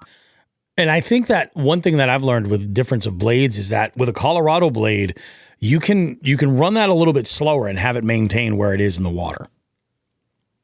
Something about the action, like it holds a little bit better. And I don't know if it's because of the way it's there's more blade to it, and you're able to kind of like run it. I don't know. I can agree with what you're saying, but I think that there's something to be said too about the Colorado blade. You don't have to, keep it moving at a certain pace so much. I feel like that movement kind of carries it and holds it a little bit better in the water column where you've placed it. I don't know. That's right. Exactly. Like you can fish it slower and it's not going to sink on you. Exactly. So it keeps that, like you were saying, it keeps that in wherever you want to fish it. It keeps it in that, like, say you want to be in the middle range of something. Say you're fishing a 4-foot flat and you want to be in 2 feet. You can run that in 2 feet pretty easily. You can, and if you speed it up, it's going to come up. You slow down, it's going to sink. That's how this thing called gravity tends to work. Yeah. But they just came out with it last year, I swear. But anyways, with that being said, right now I'm still fish are still chomping that Colorado blade. That bite does die off like during the day, and I do transition into willows. Once we get into the bluegill spawn, once you get into a lot of the herring and everything that we get down here, we get we have a lot of landlocked alewives too in Connecticut. we get a lot of that open water bait fish with ponds that are connected to the ocean. When those are spawning, when there's a lot of bass fry around, those little willow blades do tend to shine. It's not, by all means, you don't count out the Colorados. I don't count out the Colorados. Yeah. But I will transition into those willow blades. Mm-hmm. And then there is cases where I'll downsize the willow blades because I want to run the bait faster. I'll upsize if I want to run the bait slower. Yep. I have the problem of going too fast. So yeah, I'll tend to, I've said it many a times. I'll say it some more. I run my spinnerbaits on a 6:4-to-1 gear ratio. Yep. I got one friend of mine that tells me I'm crazy. He throws his on like an 8 or something like that, and he's like, I could just slow down. I was like, okay, fancy pants. Well, fuck you. Not but anyway, that's the thing. People, different anglers do things differently. Right. So, like I throw on a slow, on a slower gear ratio. Mm-hmm. I think Pat throws them on a 7, and he's caught a ton of fish behind me on my boat. Like, dude, I just casted there with almost the same exact thing. Yeah. But I mean, and that's the difference with anglers and anybody that's fished with somebody else. They'll they could totally attest to that whole thing. Yeah. But yeah, it's like it's always a give and a take. The chatterbait, the bladed jig, I tend to fish in grassier situations. Yeah. You're really ripping that thing out of grass. You're knocking it off of rocks. Mm-hmm. You're fishing it like a jig. That's what it is. It's a jig with a blade on it. Yeah, 100%. So you're throwing that like a jig. It's mimicking that one bait fish. It can mimic a crayfish, crawfish, whatever you want to call them. Little baby lobsters. That's what they're imitating. Pretty much. The spinnerbaits, they're mimicking again either multiple bait fish or that one single fish, essentially. Yeah. I do fish that in a lot of slop. I fish it differently through that slop. It's more of a straight retrieve, knock it off of some stuff, keep it rolling through that grass, keep it rolling over the wood, stuff like that. The chatterbait, it's like I want to feel that blade stop, and I want to give it a hook set. Mm-hmm. It's stuff like that. It's like I said, you're fishing it just like it. It's jig with a blade on it. Yeah. With the spinnerbaits, my good buddy Todd, he's a wicked ball buster, and he's been my new like Sherpa guide bass fishing mentor in the past few years, and he calls me a retarded mushroom when I fish a spinnerbait. No, why is that? That's a Toddism. And it's like nothing that he's ever seen before. Oh, okay. He basically, because I'll be chugging it along. I know it's a great one. I should get a shirt with that on there, retarded mushroom. But so it's like I'll be chugging it along. I'll stop. I'll give it a couple of pumps, this and that, and then I'll just let it sit there. Yeah. And really? Okay. And then I'll reel it in again, and then I'll go to a burn. It's a lot of randomness, but gotcha. I know what that bait's doing. I have confidence in what that bait's doing down there. I'm doing it something different than what everybody else does. And I think that's why he calls me that, because it's just like none other. It just doesn't make sense. Yeah, exactly. No, but I guess it does make sense in a way. It's like it's almost like a more exaggerated like burn, kill, burn, kill. Yep. You know what I mean? Yep. And I remember I caught a fish behind him, and I was absolutely burning this one spinnerbait, And he busted my balls so hard. He's like, dude, you're an old man back there throwing a spinnerbait, and you should be out here I've caught 2 fish, you got 1, and this and that, whatever. Yeah. And I smoked a 4-pounder on the back of his boat, and I flipped it in, and I'm like, yeah, fuck you. I'm an old man because I was burning this spinnerbait. Yeah, fuck you. And he was just so happy. He was happy and pissed off. He was like, yeah, you caught fish behind me on my boat. And then he's like, I'm glad you did though. Yeah, exactly. You needed it, Yeah. So, but that was me burning that blade. Yeah. And like getting it to swirl at the top of the surface, like on par with a buzzbait, like sit there and burn it, and they go blub, blub, blub, blub, blub, and then back under the water. Yep. That's another tactic that I've gotten bit on a lot with both double Colorado blades and double willow blades. I was on a big kick with the big willow blades for a little while. Yep. I kind of got away from that. I'm back down to like normal size. Some guys still say like, dude, you fish a big spinnerbait. And I'm like, I don't know. I used to fish way bigger blades than this. Now, one of the things that I will say that like I have caught myself thinking, if I'm fishing a spot that's full of wood, I am more than likely going to throw a spinnerbait versus a chatterbait, only because that wire coming up acts as a little bit of deflection, from getting hung up in wood. Now, I know that there are folks that have tricks that they use when they use bladed jigs to use a trailer that's like more of a flat bottom. So if it gets hung up on wood, it doesn't tip to the side and roll over that way. I mean, obviously, like if I'm fishing something that's really woody, I'm going to throw a swim jig, throw it in. And I've had really, really good, results with it too. But, if I've got that tied on and I'm like, wow, this laydown is fucking juicy, I've got a whole lot more confidence throwing a spinnerbait into that situation, knowing that it's going to get out of it versus throwing a chatterbait, because that hook is, while that blade is up front going crazy, if I just happen to get past it with that blade and there's no deflection, and I end up hooking something like that, open hook is so, like the hookup ratio I think is amazing with the bladed jig. I really do. Like I think it's out of this world. Whether you're yo-yoing it, like there's so many different things you can do with a bladed jig. I think that the hookup ratio is actually a little bit better, maybe in theory. But I mean, that I suppose that could come into play when you're choosing, like, what is the cover that you're fishing, and what do you have the confidence to throw in that situation? I don't know. I don't think hookup ratio could be better with that chatterbait, just because it's got more of an open hook. Yeah, than that's a what I'm talking about. You got the wire, you got the blades and stuff like that. Yep.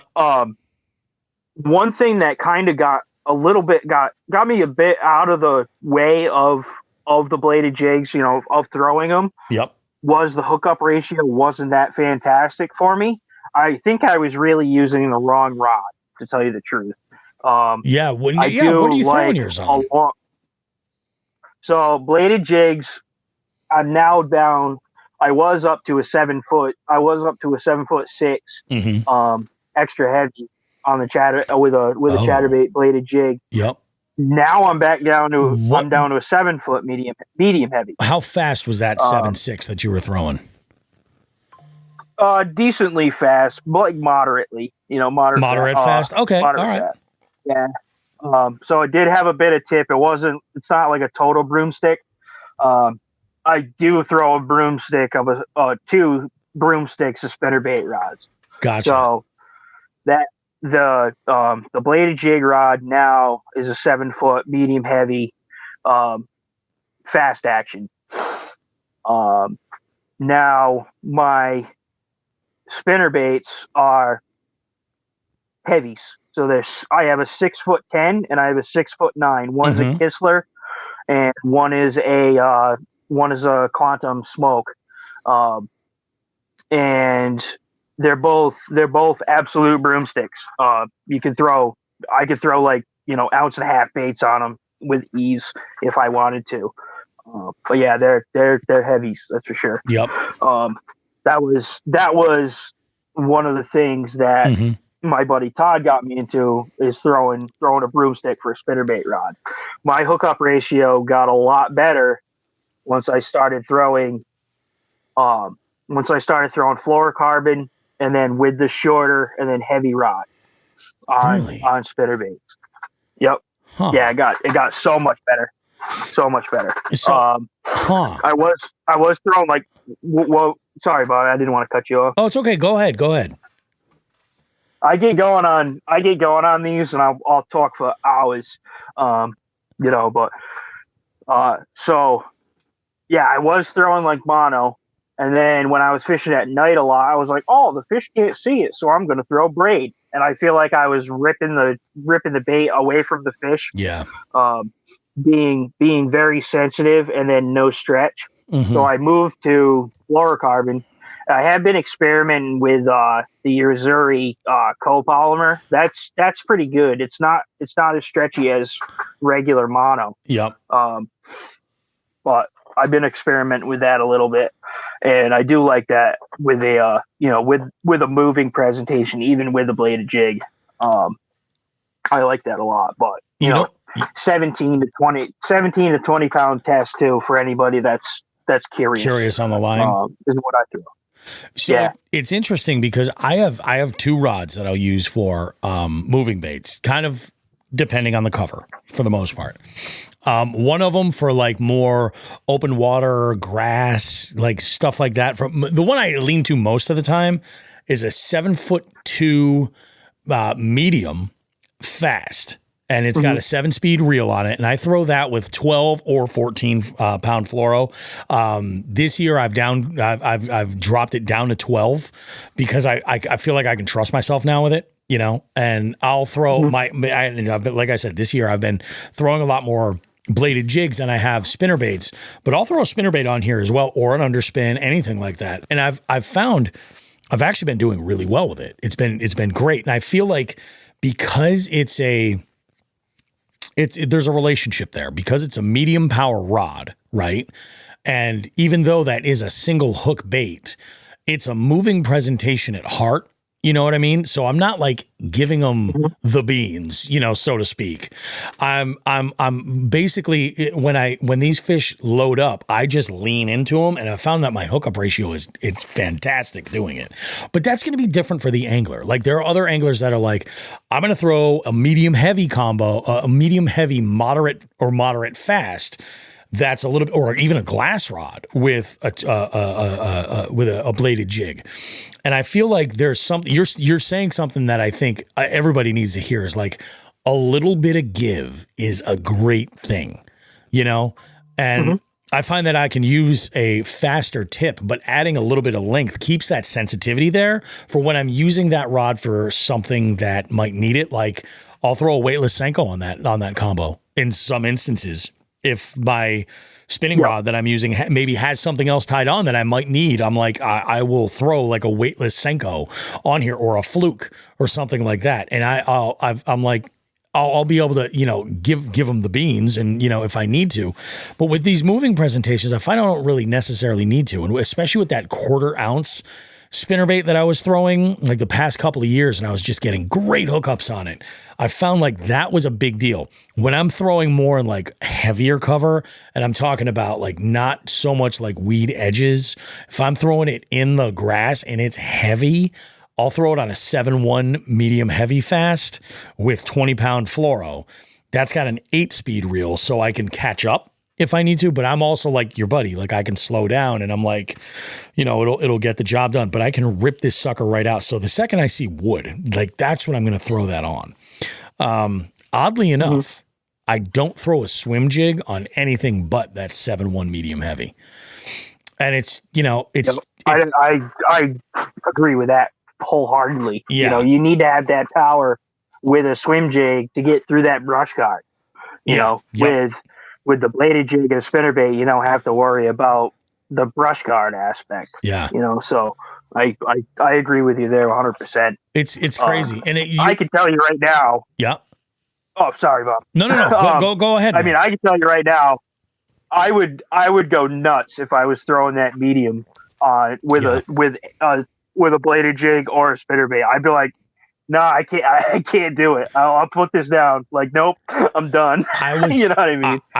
It's so funny, Matt, you say that, and I'm so glad Joe is the co-host of this show, because I remember the first year, it was 2020, right? This is my first ARC rod. It's an ARC Cobb series called One More. Mm-hmm.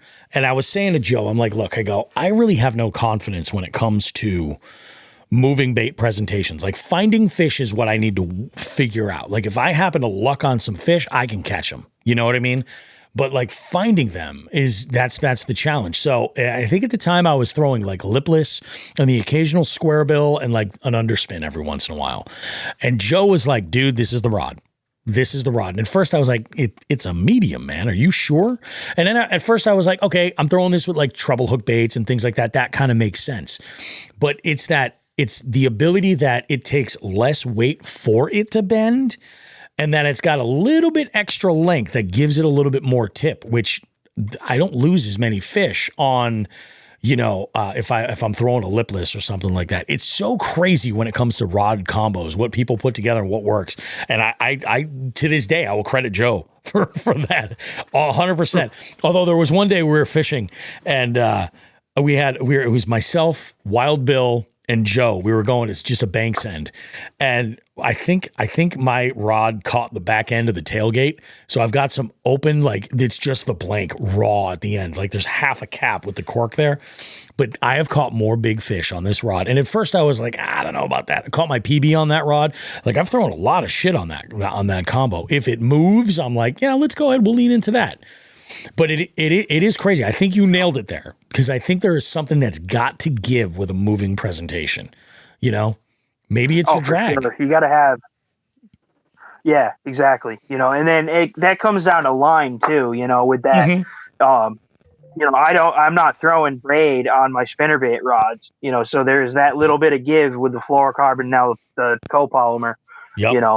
I mean, that helped my hookup ratio a ton. Yeah.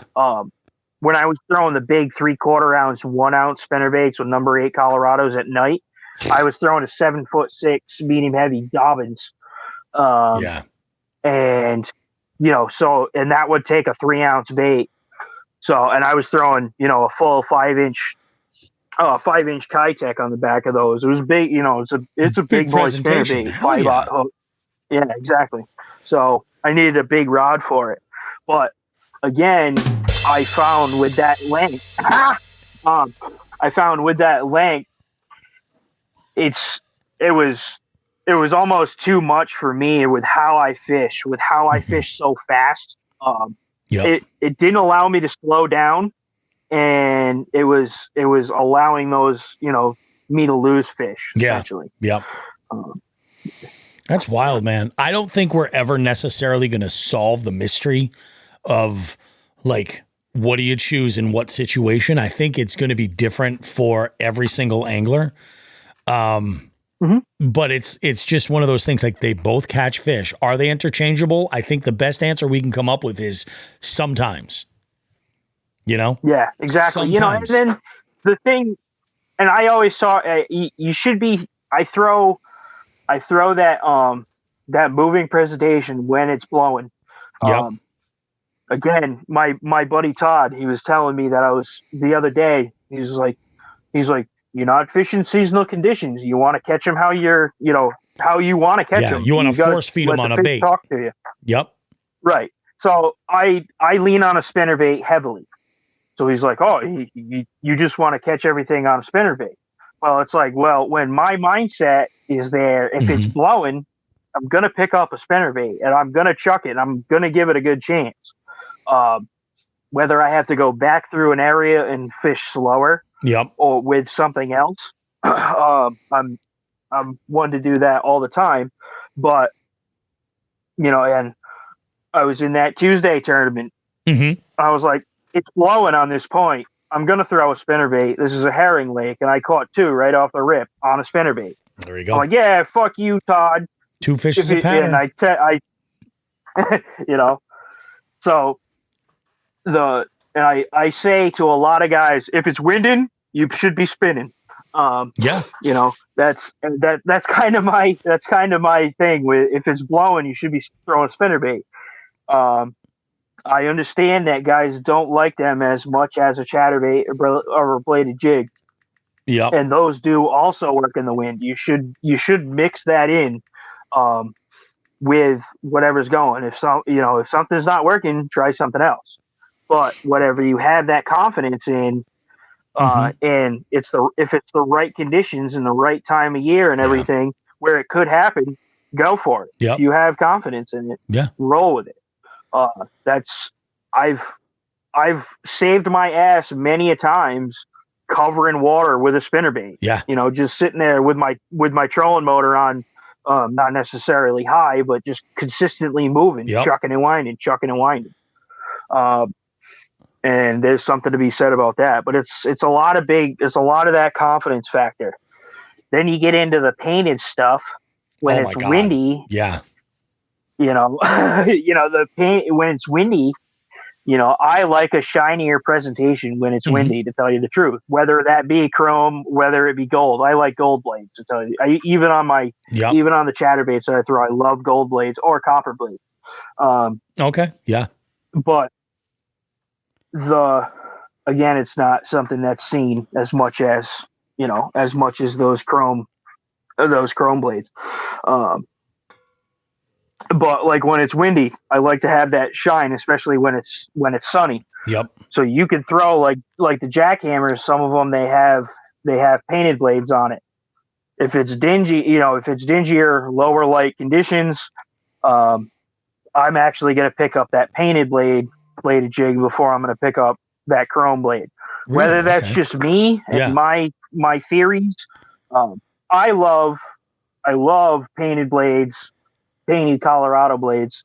Those are awesome. Pat had me make some of these that I make, and he's like, dude, you just put on a clinic. Like, I need these. I'm like, yeah, well, I don't sell these. And he's like, yeah, well, you're going to make me some. Exactly. I'm like, no, dude, these don't work. And he's like, no, that's all right. I still need like 10. But like the painted blades are really, really good in certain situations, certain circumstances. Yeah. As the water warms up, honestly, I've found the painted blades work a little bit better than when it's colder water. I've heard that before too. And it's funny, I also have heard regarding blade color that it's when it's sunny you want to throw gold, when it's cloudy you want to throw silver, or maybe it's vice versa. And I'll tell you, I had an instance. It's opposite. It is opposite. So when it's sunny you want to throw silver, when it's dingy or when it's darker, you want to throw gold. That's good to know. So this is what's wild. I had an instance recently where I was throwing a Bronco blade, and I'm going to include this in the conversation just because I feel like it kind of lines up. And I was having a conversation with a good friend of the show about blade color. And they said to me, they're like, oh, I throw mainly gold. And the reason is, in New England, we have a really good amount of golden shiners, so it kind of, I feel like it emulates that. I was like, God, that's a really good way of looking at it. And with the Bronco blades, I bought an entire spectrum. I bought a bunch. I have some in chartreuse. I have some in orange, but the majority of them are gold and silver. And those are the only 4 options there. Now, I was fishing gold and I was catching them, it wasn't like lights out or anything like that. But I was catching them, and I was like, okay, so this is cool. And I make a rogue cast, and I lose this bait, out of the tree, and I'm like, or something like that. And I'm like, son of a bitch. I'm like, well, it looks like, and it sucked too, because it was in a tree and it was too high for me to stand on the kayak and be able to reach it to get it. And it was my last gold blade. So I said, you know what? I'm just going to throw one of these chrome ones on. We'll see what happens. So I throw the chrome on, lights out, completely different bite. And it was sunny. You know what I mean? It happened to be that it was sunny with very minimal clouds at all. And we had light wind, not much what to speak of at all. And I couldn't believe it. I was like, well, shut the fuck up. Maybe there is something to this blade color. I got to figure this out.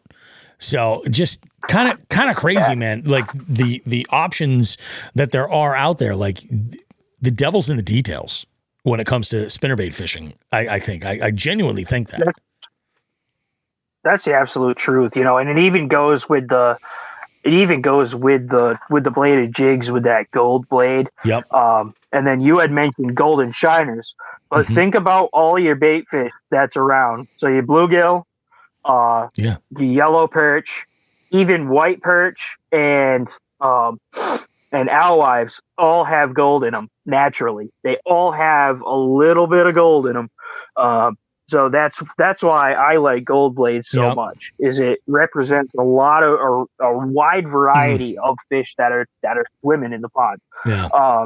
Also, again, I talk about it. I kind of know what guys like to buy for spinnerbaits, bladed jigs, stuff like that, and you could make a lot of money on.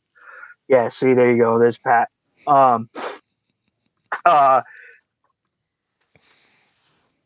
With that, you can make a lot of money as a bait maker if you just made white and then white and chartreuse spinnerbaits with chrome double willow blades, or double bladed with a Colorado kicker and then a larger willow blade on the back. That's 3/4, if not more, of my sales when it comes to spinnerbaits. I had one dude, he fished some kind of river. I can't remember where it was now. It was a couple of years back, but I tell this story every once in a while. He had me make these 4 spinnerbaits for him, and he's like, "Yep, they need to be white with a few strands of whatever off-color nonsense, because like that matters in the skirt, and then chrome blades." So I throw, and I have a lot of hammered blades, so the ones with the dimples on. Oh yeah, those are nice. Ones. Yep. And he goes, I like those a lot. Those throw off more flash. They throw off more vibration in my mind. But anyways, I sent him a picture of these, and he's like, "Oh, do you have smooth blades?" And I'm like, "At the moment, no. You'd have to wait." And he's like, "Oh, well, on the river, everybody throws smooth blades." And I'm like, "Okay, so what does that tell you?" And he's like, "Well, that they catch fish." And I'm like, "Don't you want to do something a little bit different than the next guy? Maybe you'll catch more." Yeah, exactly. So it's like you could stumble on something else. And this guy was dead set. Well, no, I've never seen anybody throwing hammered blades, on this river. And I'm like, so then my instance is like, so you walking up to everybody and you looking at them, and it's like, I doubt everybody in the brother is throwing a half-ounce white spinnerbait with smooth willow blades. You know what I mean? But it's like you talking to every single one of these people. That's exactly what it is. I saw a guy one time. That's what they're thinking. Yeah, exactly. So and I'll tell you, that's a very common thing. You go into your local Richard's Sporting Goods, you go in a Bass Pro Shop. Yep. And that's what you see. You see guys on Facebook and Instagram making baits, and it's a lot of the same blade combinations. And I think those blades are really the most important part of your spinnerbait. And then also a chatterbait too, being that a chatterbait without a blade on it is a swim jig. That blade and the blade color, blade size too, it's most of that bait essentially. Shit. Yeah. So there's a lot of different minutia that I've gone through. When you and I fish, you'll see how many freaking spinnerbaits I have in my boat. It's insane. That's awesome. Like Pat now can come out on my boat now and he'd be like, "Yeah, I didn't need to bring my spinnerbait box, because if you figure something out, you're just going to throw it at me." Yep, that's exactly it. Like, here, throw that's this. That's what goes on. That's freaking awesome, dude. I love it. I love that shit. So like I said, I don't think we're gonna necessarily solve or provide somebody that perfect answer, because you nailed it. There's a lot of minutia involved, like a lot of variables, but it's like you should have both handy and fuck around, and you'll find out exactly what works best for you in what situation. And if you're catching fish, that's all that matters. Don't worry about the right way to do it. That's what I say. Joe, you have anything you want to add in here before we get into Just the Tip? Nah, man. You He said it all. I love it. I love it, guys. I'm trying to take notes here. I'm trying to take notes here. That's good shit. We should talk about that. I hope you guys are ready because Matt's also going to drop a little bit of knowledge here in Just the Tip. Here we go. And perhaps play a little game called Just the Tip. Just for a second, just to see how it feels. Or ouch, ouch, you're on my hair. Okay.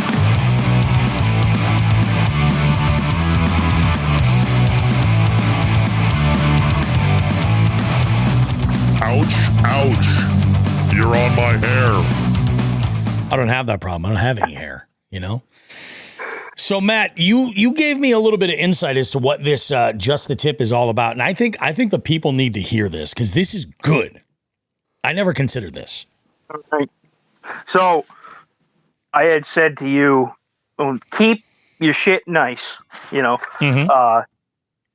When somebody buys a spinnerbait from me, it's not cheap. I know it's not cheap. Sure. You know, you're paying $8.50, $9 for a bait. You know, you want to keep that. You want to keep it nice. One thing for me is you don't want to put away a wet bait. Yeah. So Guilty. if you want to change color, you want to change presence. You know, I have tried to be more organized this year, and I actually am. Where I go after the, you know, whether it's after I get home or the next day, I go put all my stuff back in like a good boy, you know, back into their boxes and stuff. But it is very, very tempting to take a jig or whatever and like give it the shake and then be like, yeah, it's dry, and then put it in the box. God, I have so much rust, and I do that all the time, man. I'm a degenerate fuck. So,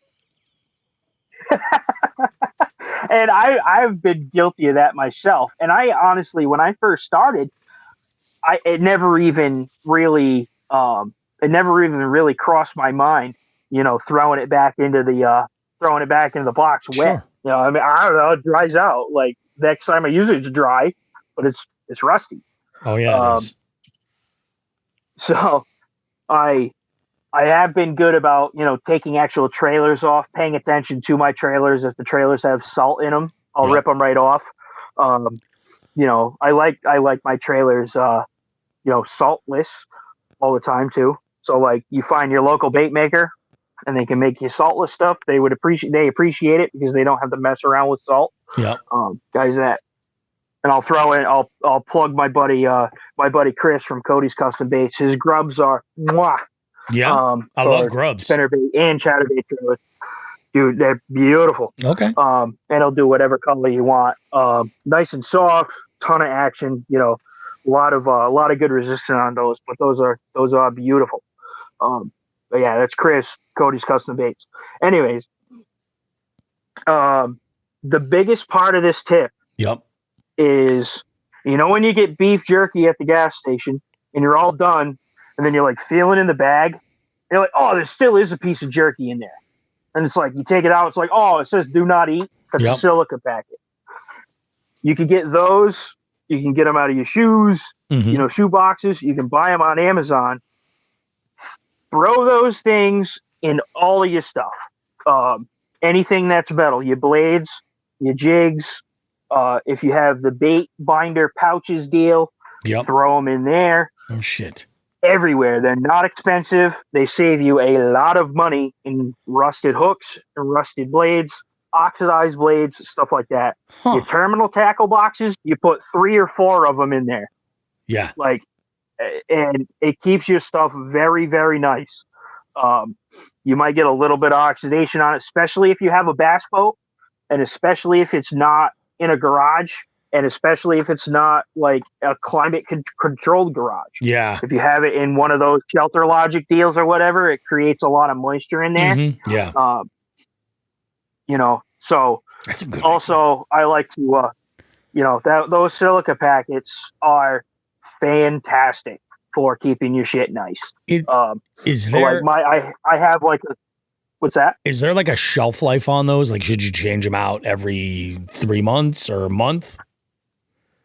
I have some that are old, that it's like, I'm like, Yeah, well, I don't exactly have one right now, so I'll just leave that in there. Even if it's not doing anything, it makes my mind feel a little better. Oh, okay, all right. I replace them every year. There you go. I replace them every year. There is a little bit of a shelf life on them.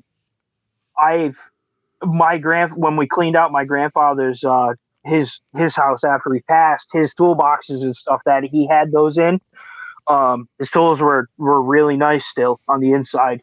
So I mean, they might last forever. Then also, there's another good old school trick for you. If you do have a bass boat and you do keep it in a garage that like necessarily isn't climate controlled, charcoal briquettes. Charcoal briquettes. If you're not going to use the boat for a while or anything like that, charcoal briquettes do the same exact thing. They eat that moisture up. That's an old school trick. My grandfather had charcoal briquettes in every single one of his toolboxes, and I had no idea until we did until we cleaned out his house. I'm like, man, Gramps is still teaching me stuff after he's passed. That's insane. Which is cool. Yeah, that's brilliant. So I had to look it up. I'm like, yeah. Put it like a little like a paper plate or something, and put them on there so you don't fuck up your carpet and shit like that, and just let them do their thing. Right, dude, that's brilliant. Yeah, you could put them in like an old sock. You know what I mean? You could put them in rags. You could put them out, like you said, on a plate, anything like that. But yeah, in the boats, that's like that can be like a game changer in rod lockers and stuff. But yeah, you want to get rid of that moisture. There should be no moisture allowed in the boat. On the outside of the boat, it's fine. Down on the inside. But yeah, that's those silica packets, and then the little bonus tip of the charcoal briquettes in your boat. And I would say if you have like storage that you keep, even in your kayak, if you have some day boxes and stuff that you keep in your boat all the time, if you threw just a charcoal briquette in there or whatever in that compartment or whatever, it'll probably keep your stuff from that humidity and everything, probably help out a lot. Shit, dude. Keep your shit nice. I like that. Nope, that's dude, it. We pay a lot of money for this. Yeah, we want to keep it nice. Yeah, absolutely we do. God, I lose so much shit. That is crazy. Dan Griffin chimes in here. He goes, "Get the big ones, throw them right in your bait and tackle storage. They drain every bit of moisture." I should really fucking start doing that. Because I'll tell you what, I hate it when people are just like, "So what are you rocking for tackle, Bobby? What's going on?" They see I have so much rusty shit. It's part of the reason why I'm like always buying new terminal tackle. Always. Like, it's ridiculous. It's just, oh God, I think I've kind of got it like a little bit more nailed and dialed right now, but man, that's a good one, Matt. I like that.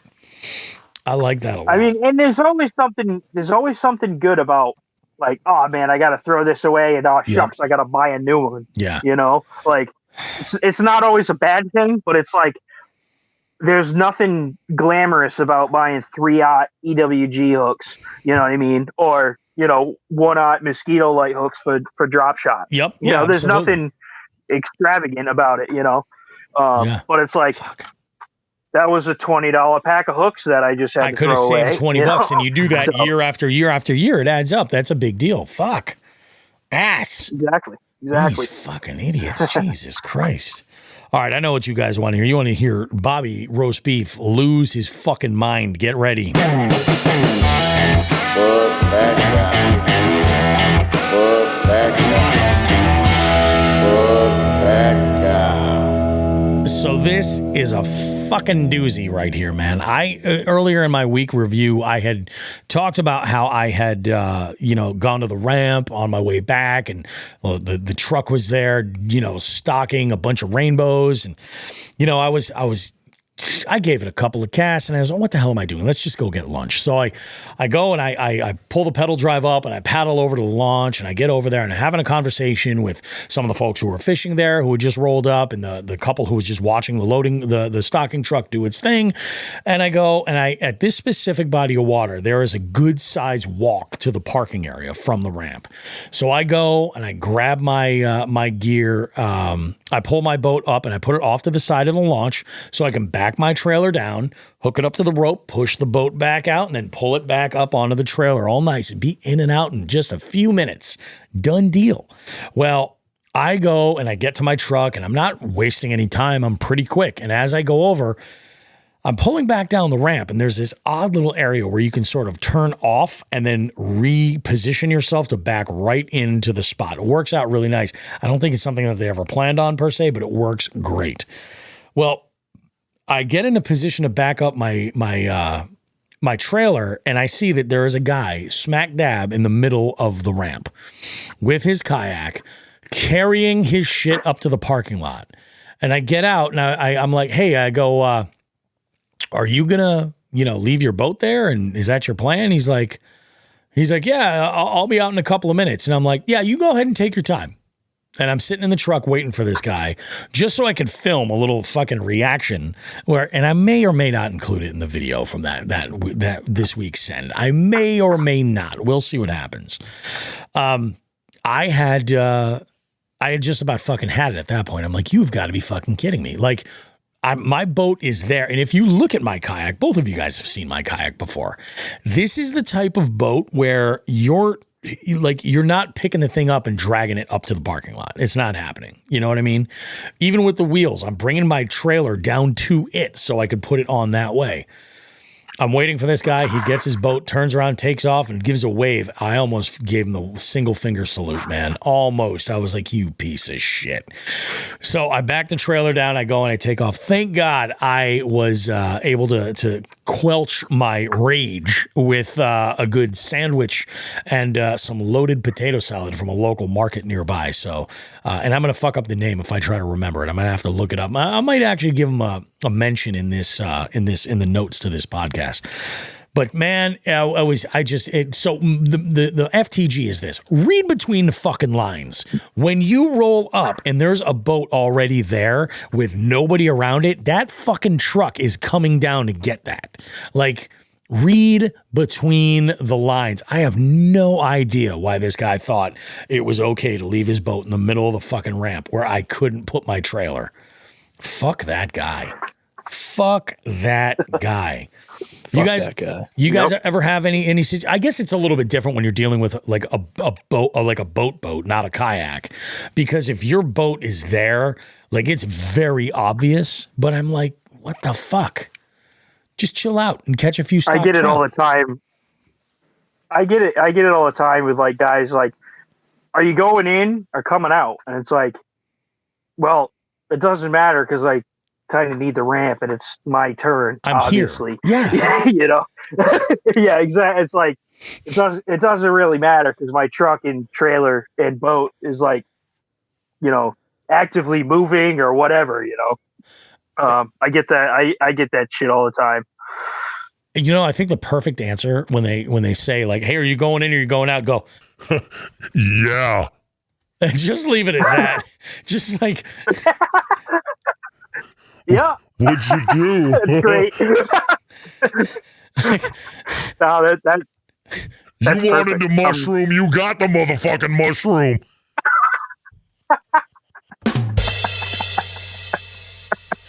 Oh, yeah, I think that's the way to do it. How about you, Joe?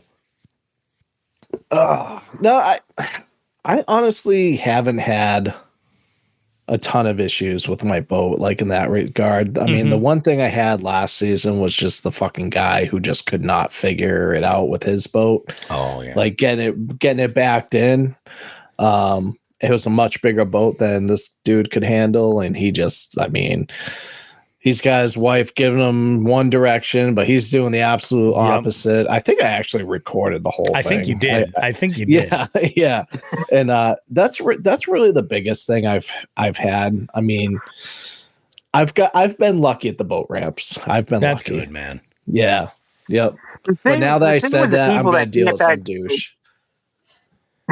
So the thing with like backing people, the people backing up, putting the boats in the water, it's like, they're always like pissed off and they're going to be actively pissed off at you. And they think that we're mad at them. And it's like, it's not necessarily that, it's we're kind of looking, watching the show because we can all back a trailer up pretty adequately. Sure. But it's like, if you weren't a dick, I'd actively help you. Yeah. You know what I mean? Yeah. I could tell that you're struggling. you know, Right, but right. they want to be, you know, they want to get irate and everything because they're pissed off at their, their ineptitude. It's funny. So Dan Griffin chimes in here. He goes, rope loaders. He puts this in here. He goes, that was a guy this week for the Wednesday night tournaments I run. He asked, are you in a hurry? And I said, no. I tied 3 poles up in the amount of time that he loaded. He goes, rope loaders. I'll say this. I am a rope loader. I am a rope loader because it's immediately faster to load my kayak on the trailer and get up and then take everything apart in the parking lot than everything else. Like I'm loading my boat this way for your benefit. You know, why am I giving a thumbs up there? That is so for a kayak for a kayak, rope loading makes sense. For a big boat, it doesn't. You're right. Yeah. Yes, exactly. You know who taught me how to rope load? Delirious. He's got it fucking down. Dude just backs in He and gave you a rope load, huh? He gave me the old rope load. You know what I'm saying? No. He's modified jet ski trailers in the past, multiple ones where he's used it for his kayak, and he'll just set it up, back it in, let that thing drift right off, and he just grabs the rope, pulls it up, good to go. Like, it has changed my ability to go. And when I see, I'm like, dude, just let me get out of here, man. And you know what, dude, I think the reason why I was so pissed off about this was I saw that motherfucker on the water and we had a conversation. Like, he knew I wasn't like taking off. You know what I mean? He knew I was coming in. And I'm like, come on. Yep. I don't know. Just, it's stupid bullshit. But let's move on to gear of the week because I got something that I've been putting some work in with, and I think we need to talk about it. Okay, gearheads, it's time to talk tools.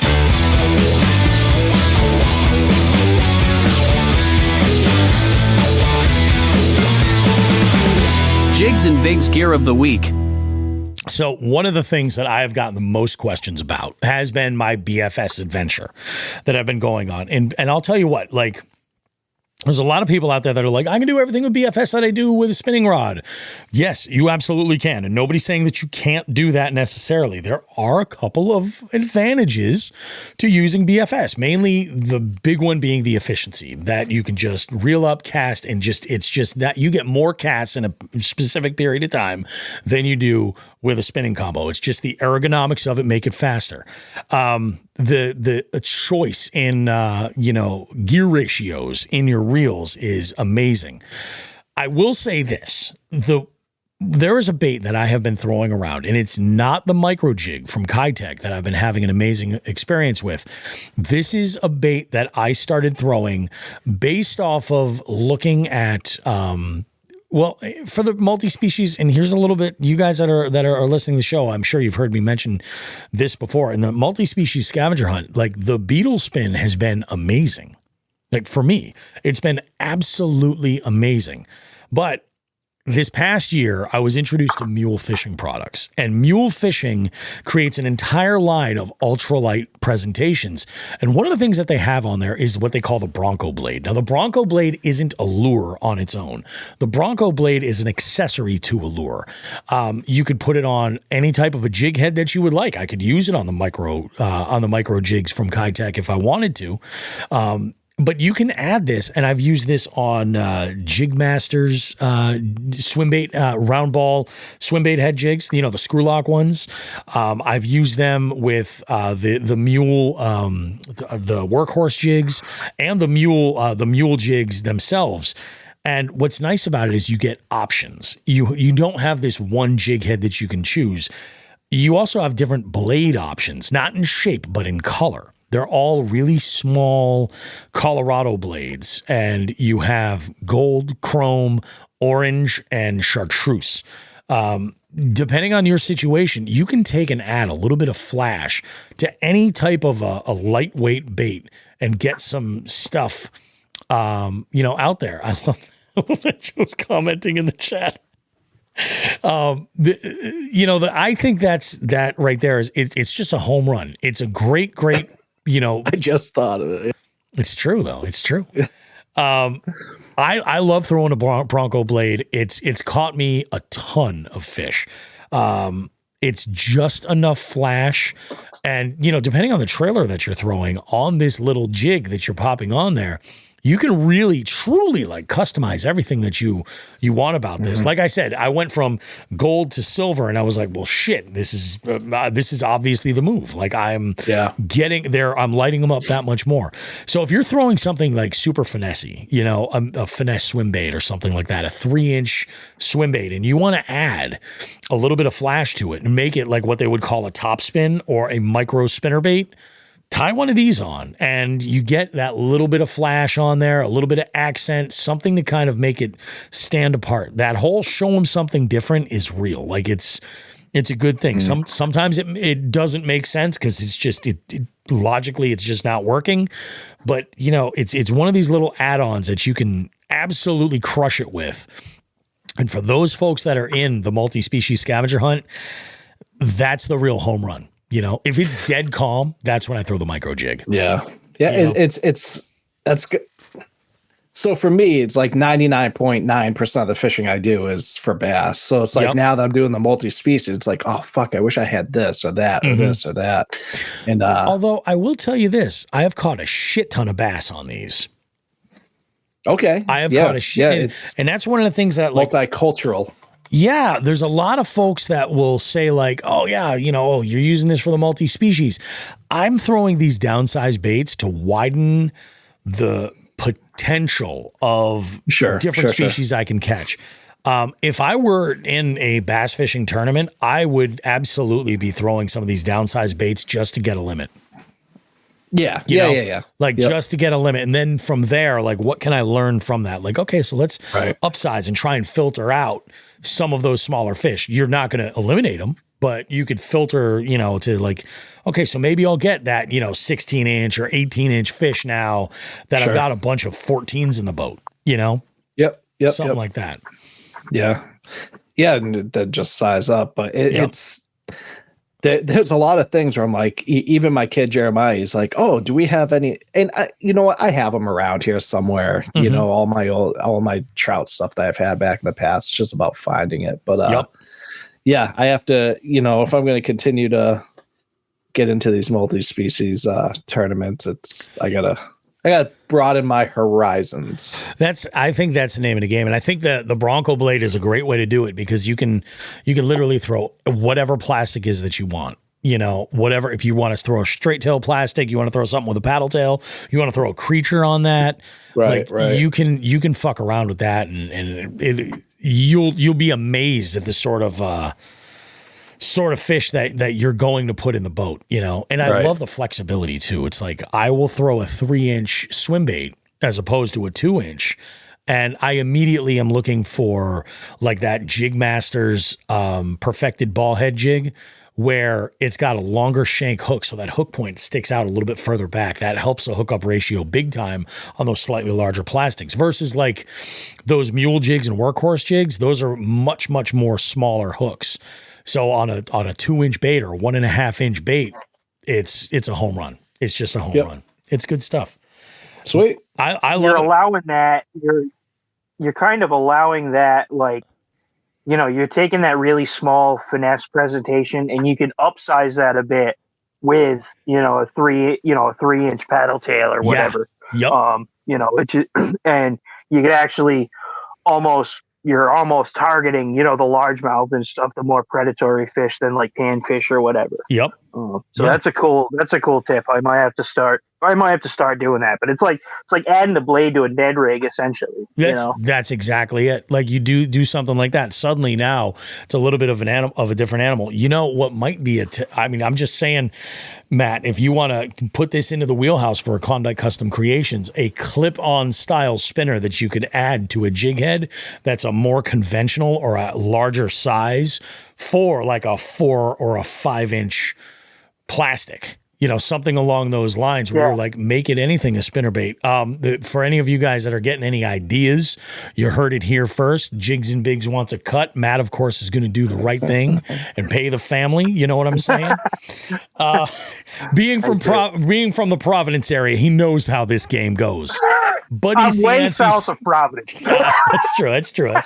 You go where all those you live where all those mobsters fucking vacation and shit. That's what it is. Matt, do you have a bookie?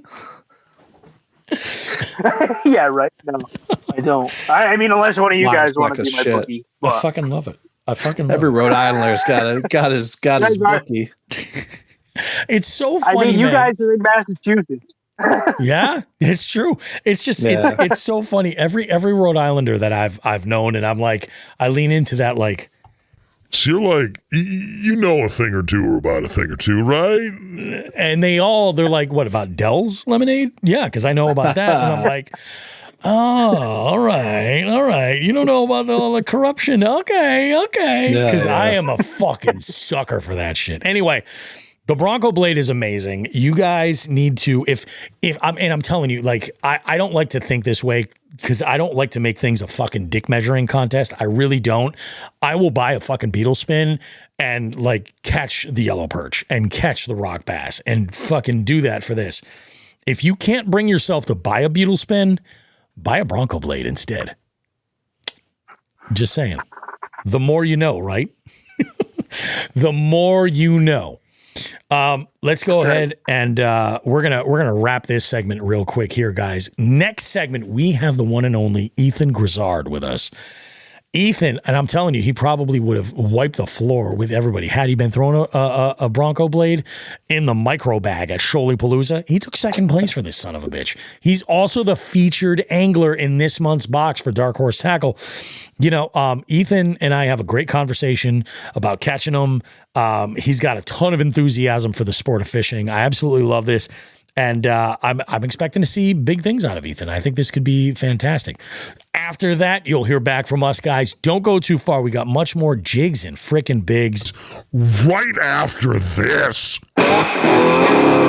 Hey, guys. Bobby Roast Beef here from Jigs and Bigs. You know, if there's one thing I can't stand spending money on, it's on something that's not versatile, something that I can't get a lot of use out of. I want to talk to you about Frost Buddy. What Frost Buddy is it's one of those can coolers. I've seen these before. In fact, I have some that are limited to only fitting one specific size of can, like a standard 12-ounce can. I stumbled onto Frost Buddy, and I was blown away with it. So versatile. Fits standard cans, tall cans, slim cans, and even 12-ounce bottles. And the magic is the insert fits all of these items in various stages within the insert. And when you take that out, you can fit a full 16-ounce tall boy can. In fact, it even doubles down on being versatile with the coffee lid. And on my recent trip to Chickamauga, I had a field day with this thing. I was throwing beer cans in it. I'd have coffee in the morning. On the drive, I was throwing in all different sizes of cans for different canned coffee products to keep me awake on the long drive back. The thing was amazing. So I recommend you check out Frost Buddy. If you're in the market for either a travel cup for your coffee or a can cooler at all, either one of those,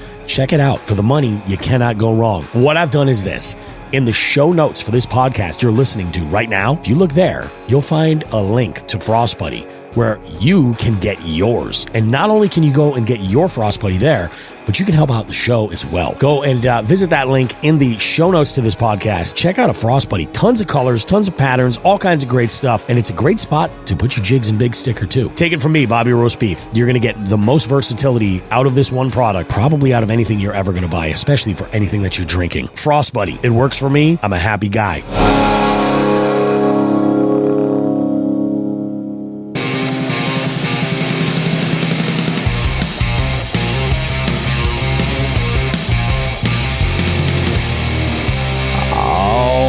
Everybody, Bobby Roast Beef here, back in it. We are in the Disco Dungeon. I got Ethan Grizzard with us in the beef seat this week. And, you know, my favorite thing about this show is getting to meet anglers from all over the world, really, and figure out, you know, what they're into as far as fishing. I typically learn a little something, and sometimes I can actually even share something. That's a good thing. So, Ethan, how are you doing today, buddy? How's things going? Dude, things are going fantastic. Awesome. I just submitted 4 fish for the Bass Slam and got those back this morning, so that's super exciting. Oh, nice, dude. It's a little nasty outside, but I'm making the most of it. Cleaning the house and organizing everything. I got my box up here. I was just putting the lures in new boxes. And nice. everything. I love it. And, you know, putting lures in boxes, that's like my second favorite thing to actually throwing them in the water. You know what I mean? And I'm sure it's probably your situation. I notice you're rocking a Dark Horse Tackle hat, which is a great way to kick this off. You're a team member for Dark Horse Tackle, right? How long have you been working with Dark Horse? That's, I want to say, oh geez, I've been like close with them for a couple of years, for probably like 3 years. I want to say it's been about a little under a year that I've been a team member for them. Nice. That's awesome. I don't know exactly, but ever since I learned about them from Tackle Talk. Yep. And started, because I had like an hour plus drive to work every day.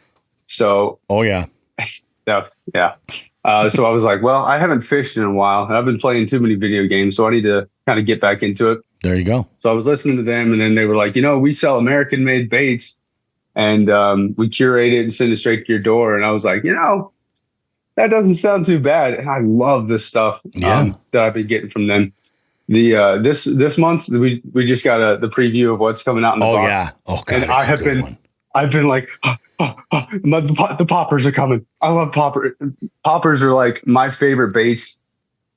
I know it's not always topwater time, but you can make an exception for a popper. It's always topwater time for me. Like, even at the tournament, it was like hot and late in the afternoon, and I'm like, I'm still gonna throw a popper. I can't.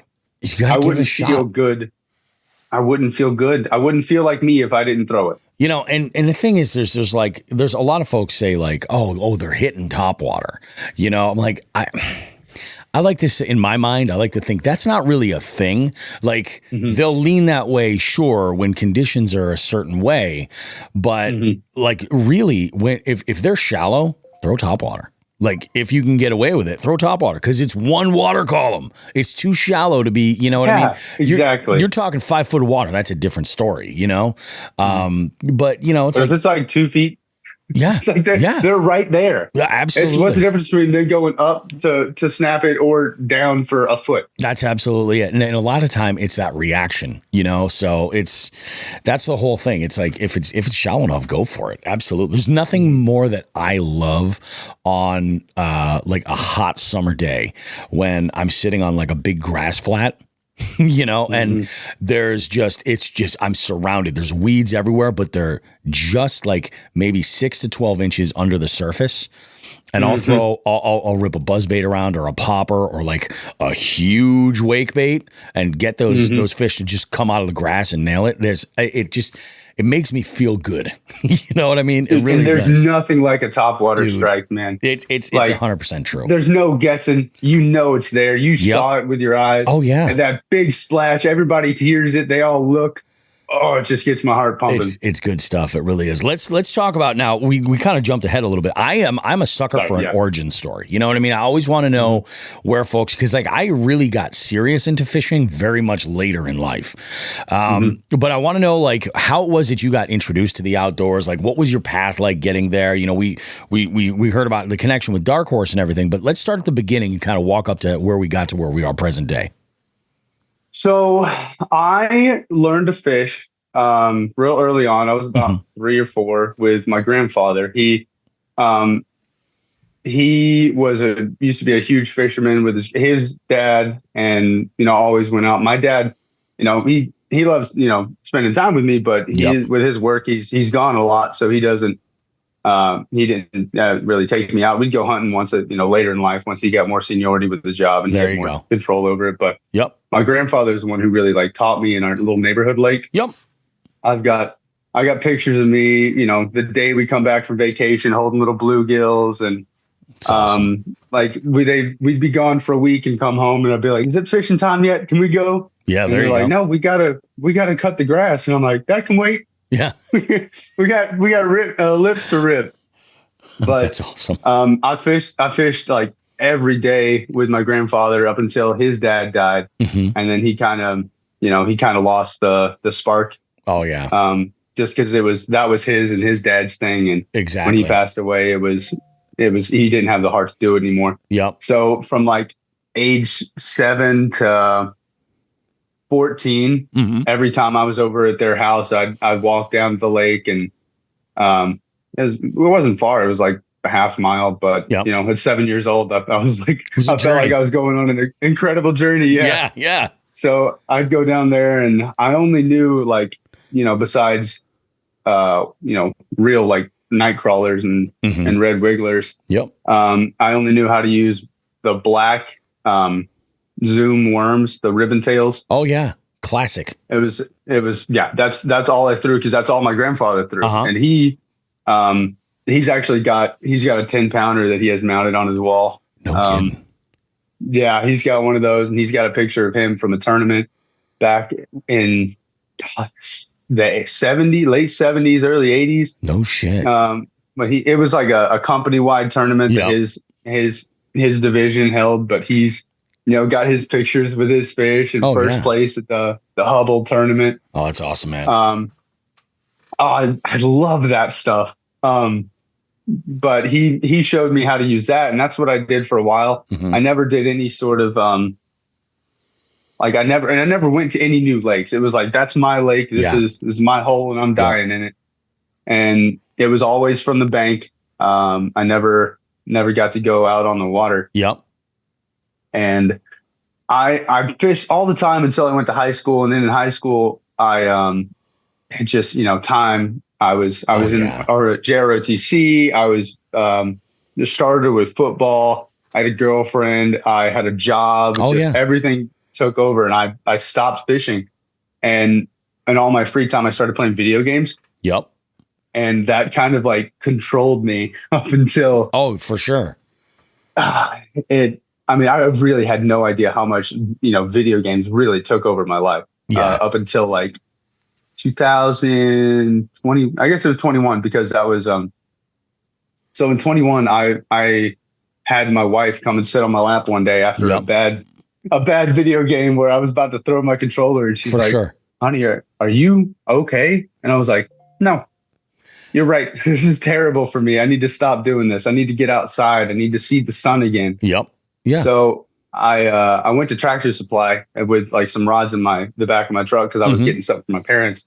And a guy was there, and he looked at me. He was like, "Do you remember me?" And I'm like, "I sure don't." Oh, when that shit happens, it can go one of two ways. Yeah. Well, he was like, I went to high school with you. I graduated the year after you. My name's Austin.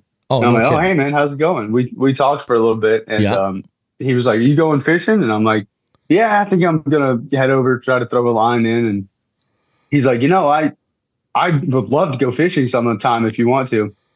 Long story short, with him, he ended up being the flower guy at my wedding 6 months later. Oh no! Because we started fishing all the time. Every free chance we'd have, we'd go on trips. We'd go on, let's go check out this place, dude. Have you seen this video? Just all about it. Yeah.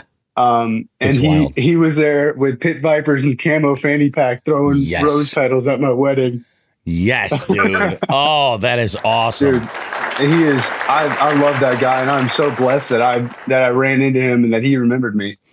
I didn't remember him. There is a term that Dave Urkey, the Wolf of Walmart, you're familiar with Dave. I love Dave. I talked to Dave yesterday. He's a good dude. He coined this term at the last Columbus Expo called Dude Pride. And what you explained right there is exactly dude pride. That's amazing. Yeah, that guy, he's like one of the first ones I call for anything. He's been awesome, a rock. Man. And when my life's been, I've had some tough times as of late, and he's the guy I call. He's always praying for me and leading me back in the way that I need to. Just awesome guy. That's awesome. And he introduced me to his best friend, who now is like my best friend, who's, married, and he's helping me work through everything with married life and being a homeowner. And so all three of us are now like just a rock, but you need that too. So yeah, that was, I had started listening to Tackle Talk about a week before I met Austin. Oh, no kidding. And yeah. And so that was when I kind of was like, I need to start exploring more baits, because the thing I liked about Tackle Talk is there's a lot of like explaining it to people who don't really understand stuff. That's the same reason why I like it. It's and I'm like, stuff. I don't know anything. I'm like, I want to hear you guys talk about how to fish stuff, and just I want to absorb it. So I started just diving into everything. It just looking at fishing Instagram, tournament videos, and I'm like, when I've got something I really care about, I throw myself at it 100%. Yeah. And I'm like, I want to be the best at this one thing, whatever I'm doing right now. I want to be the best at it that I can be. That's awesome. So I started learning about this. This right here is my favorite bait right now. I cannot leave home without it. Little big Joshies. Oh yeah. I threw that 100,000 times last weekend or weekend before, whenever it was. For sure. Yes. I don't leave home without it now. Where in the country are you based? I am in North Georgia. Oh, so you're in North Georgia. Gotcha. Yeah, just south of the mountains. Nice. Nice. So it's about an hour to get up to the Blue Ridge Mountains. Yep. Where one of two places we have smallmouth in Georgia is about an hour north of me. Oh, all right. That's good. So that's actually my next fish that I need to get this year to finish my bass slam. Hell yeah. Do you know what the bass slam is? Explain it to me and to everybody else. Is this okay? So I was thinking initially you were talking about smallie games, but given your proximity to smallmouth, it's probably not the case. No. So in Georgia, we have 10 subspecies of black bass. We've got holy shit. Largemouth, smallmouth, spotted bass, red eye, Chattahoochee, Tallapoosa, Sewanee, Bartram's bass, shoal bass, and there is one more that I can't think of. But yeah, so there's 10, and the Department of Natural Resources in Georgia hosts a challenge every year. Yep. Where it's like, if you catch 5 of the 10, you get your name on the website, you get a plaque. Yep. Funny enough, actually, I've got all my stuff. I was getting ready to throw a bunch of the stickers on my truck, so I've got all the stickers for the different subspecies, and a big fucking cool Georgia Bass Slam completion thing. That's awesome, man. I love that your state does that. Oh, dude, it is so cool that they do that. And that's freaking Melissa. Awesome. I believe it's Melissa Cummins is her name. She runs the Bass Slam part of it for the Georgia DNR. Mm-hmm. She is wonderful and has been really helpful with a lot of stuff that I've been, doing with this, both being in Austin. But I've got one more fish that I need to get because I've got a largemouth, smallmouth, spot, and a red eye now. Yep. So I'm trying to get that smallmouth next. Definitely check that box. Yeah, because they don't get very big. It's just a little warm for them. And they fight hard, though. Even the little ones, they're just vicious.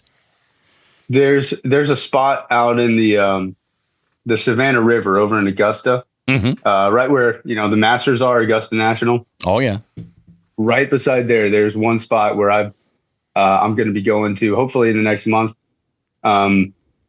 My buddy pulled a 4-pound smallmouth out of there 2 months ago. No shit. Okay. And ever since then, I've been on edge. Dude, do you have a weekday off? Because I work weekends. So I'm like, can you just get some time off? Call in sick, something. We got to go. Yeah. Oh, for sure, man.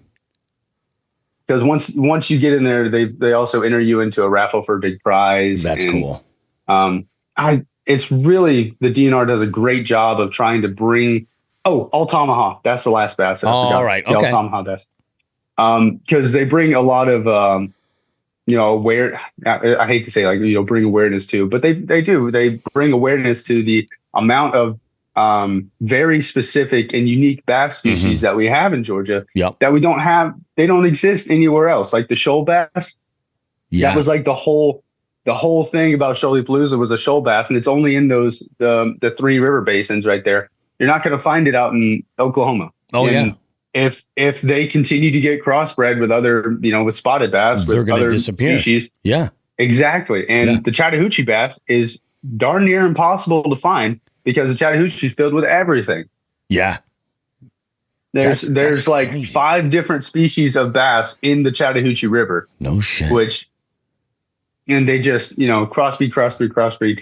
They're some of the most beautiful fish, and they're just so hard to find. Yeah. Because they don't get to be, 20 inches. They'll get to be You know, eight's the minimum for the slam, but it's like 8 to 12. I saw a Bartram's bass on Fish Brain that was like 16 inches. And my jaw dropped to the floor, and I was like, "Did that guy know that he probably had the state record smallmouth?" And That's insane. I looked at not smallmouth, the Bartram. Yeah, it's huge, and they're really probably my favorite one to like my favorite looking species, because they got the stripes on them. Yeah, they've got some beautiful blue on the gills, and they've got like dots on like spots on the tail, like the fins itself. All right. Okay. Just gorgeous fish. And I love them, but they don't get very big. That's it. Yeah. Red eye species. It is a trade-off. They get to be about this big, about the size of a hot dog. Still, and that's the thing. It's like when they're that hard to find and they're that challenging, like it doesn't matter that they're not, huge trophies. It is so rewarding. Yeah, absolutely. I couldn't imagine having up here. We don't even have spots. We have largemouth and smallmouth. And we don't have any spots up here at all. Mm-hmm. I couldn't imagine having even more than like 3 or maybe 5 species of black bass. That's crazy. Yeah, tit is insane. Now, because they're like so specific, you really got to go around to find them. Yep. And if you like catch a fish and you don't know what it is, you can look up the river that you're in and be like, oh, it's this species. Yeah. See, you make a really good point like that. This is something. So this year I took over the tournament director duties for the nationwide multi-species scavenger hunt that we do. Every single month, everybody can go. It's a CPR tournament, a month long, fish whatever body of water you really want, as long as you can legally do so. Go and catch. And there's 23 different species on there. And we looked at it from like a real wide group where there's a bunch of stuff all over the place. But you make a really good point about like, I'll use the shoalie specifically.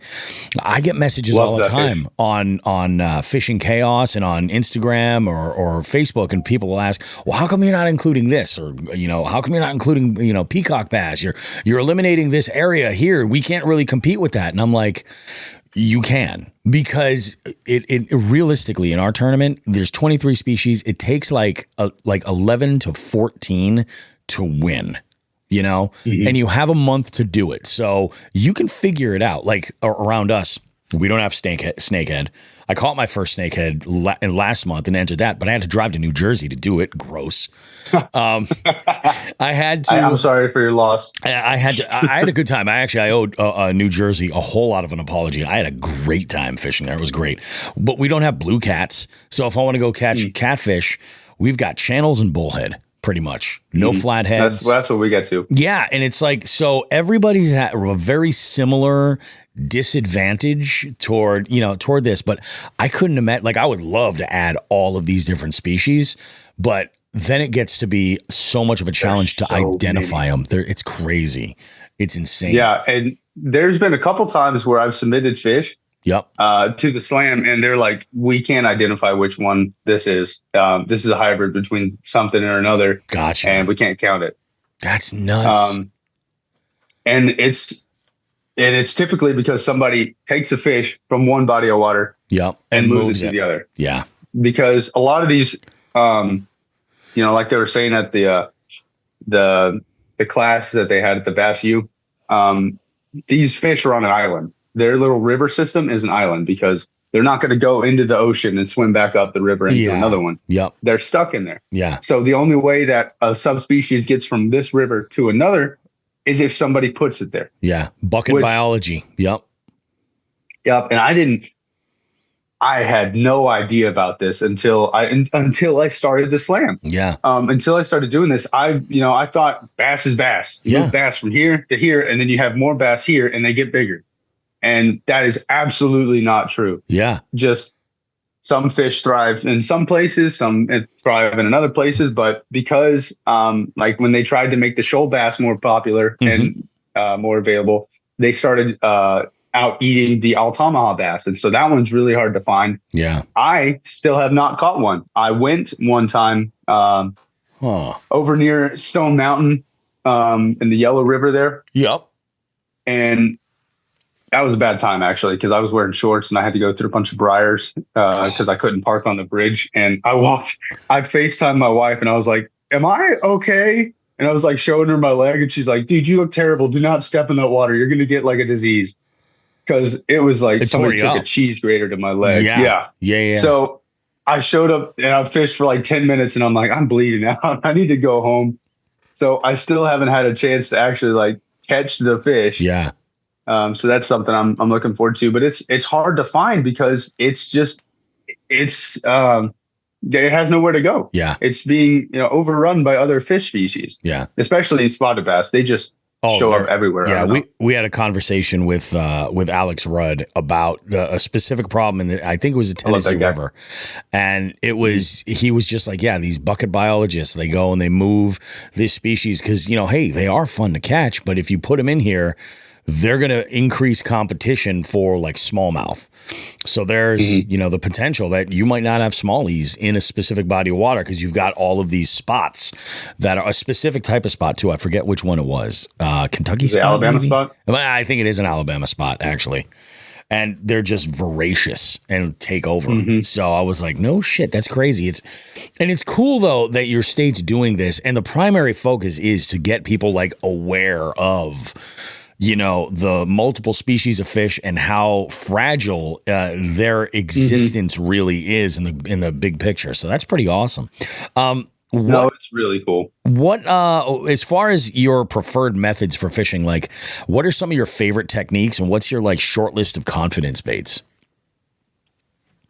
All right. Short list. I've got 3 confidence baits that I always got. I got my soft plastic swim, little big paddle Joshy. tail. Yep. I got a popper. Nice. And I got a rooster tail. A rooster tail. There you go. Yeah, that'll get rooster tails. Rooster tails. That dog will hunt. Yeah. That's what I caught my big fish at the tournament on. Like the first 30 minutes, I caught a 19 1/4 on a rooster tail. No shit. And then I also caught my 2 smallest fish that were 5 inches. Yeah. On the same rooster tail. No kidding. What weight are you throwing for your rooster tails? 8 ounce. Yeah. 1/8. Yeah, that's a good comfortable setup right there. I every time like I'm in like a Walmart or something, I'm like, I'm gonna go and pick up some more colors. I try to have a bunch to have on hand, specifically like for like trout fishing up here. I mean, there's just they're tried and true. They're fantastic. It's funny though. This year I got into BFS and I got into BFS hard, and I've been trout fishing on like tiny 2-inch swim baits. Like tiny little soft plastic swim baits. Yeah. And it is so much fun because like trout, like when you see a bass go and attack a bait, it's just like, the mouth opens and they go for it. Vacuum cleaner. Trout kind of finesse it a little bit. Like they hunt and they're just like, and when you swim a swim bait by like a log jam or something like that, and they come out and grab it, it's just like, I don't know. I don't know if it's that that it's not so common. I don't know. I mean, most of the folks around here that trout fish, they're fly fishing or they're throwing like spinners or spoons, and all of that stuff is great and will get bit. But there's just something about being like simple jig head with a plastic, like just a click under an 1/8 ounce is like my sweet spot. And it's just absolutely done. And to do it on casting gear, it's just freaking awesome. It's so much fun. What size line are you throwing when you're throwing those? So when I'm throwing that stuff, I throw 10-pound braid to a 4-pound leader. And a lot of people are just like, oh, you got to, upsize this. I don't necessarily agree with that. I think that going with the light line it displaces less water. And I feel like that plays into me getting more bites.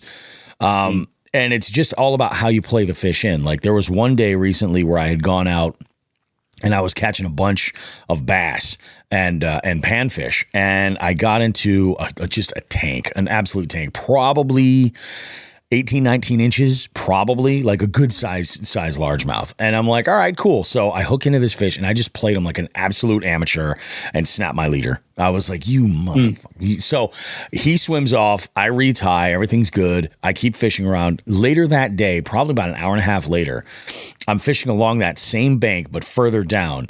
And I'm getting a little brave with this. Like I'm throwing this into laydowns and like swimming it back out. And I hooked a 24-inch brown trout and got it in the boat, state pin, weighed like 4.5 pounds, like just an absolute monster fish. Yeah.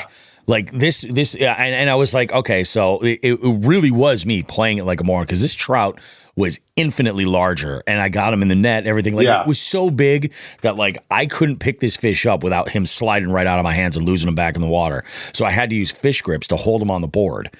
That's ridiculous. Crazy. It was insane. And it was just, I mean, unfreaking believable, man. But like, I love this style of fishing. I really do. And when I bank fish, it's pretty much all I do. Is I'll bring that one rod with a smaller downsized box of jigs and spinners and stuff, and I'll go and I'll have at it. Like, do you lose some baits? You definitely do. If you throw them into sketchy shit, I'm here for it. But bringing fish in with that kind of line is so much more exciting than just, you got 16-pound line, you're just horsing them in, pulling them through weeds and whatever. When you actually have to like think about it, your heart's racing. It is pounding because you're like, I actually can't make a mistake here, because if I do, this thing's gone and I got to recount. Well, I just this past weekend, I caught a 15-inch smallie off of a bed on a tiny micro jig with a little crawl plastic on there, same setup. And I was like, I was talking with Sean the fisherman, and I'm like, listen, I go, bed fishing is a bit of a process. We'll see what happens. Second cast, bang, and this sucker. And that was the smaller one. Then I put a 17 in afterwards with the same bait. I was like, you've got to be kidding me. Like this is, it's just so, so nice. So much fun, man. So much fun. I love it, dude. Let's talk. Now, you mentioned tournaments. Do you fish competitively at all? Or are you dabbling a little bit? I just did my first one, and now I'm like looking at the calendar, like, when can I get more time off to do this? There you go. Yeah. I had a blast. I kind of compete. Whatever I do, like I said, I want to be the best at. I did video game tournaments when I was, in my video game era, and then I did jiu-jitsu tournaments before I started my job here, and now I'm like fishing tournaments are the way that I'm going to be doing my stuff now. Oh yeah. So I've only done the Kayak Adventure series so far, and I really like the format that I have there, because it feels like more of a laid back entry level tournament where I can kind of enjoy my time and talk to other fish. At the tournament down there, I had guys like giving me tips in the middle of fishing time, and like he's like, "Hey, do you need some Helgermites, man? You look like yours isn't getting bit. Do you want some of mine? I'm getting bit." That's freaking These guys awesome, are like, dude. Fisher McDaniel is the guy who did that. He was in the top 10 at the final, and super nice guy. Oh, that's so cool. The winner, Aaron Outdoors, or Aaron's Outdoor.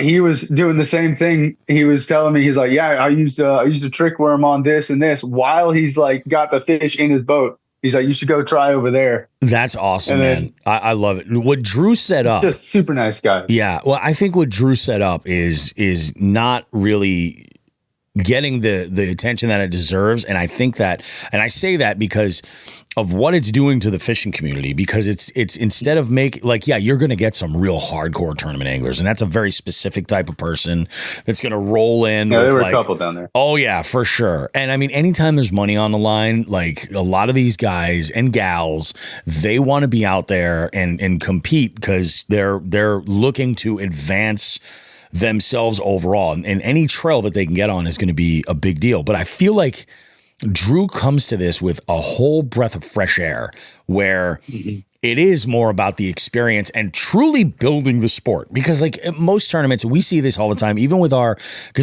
multi-species stuff. And we do a couple of bass tournaments. This year we're doing 2 bass tournaments, one in June and then one in September.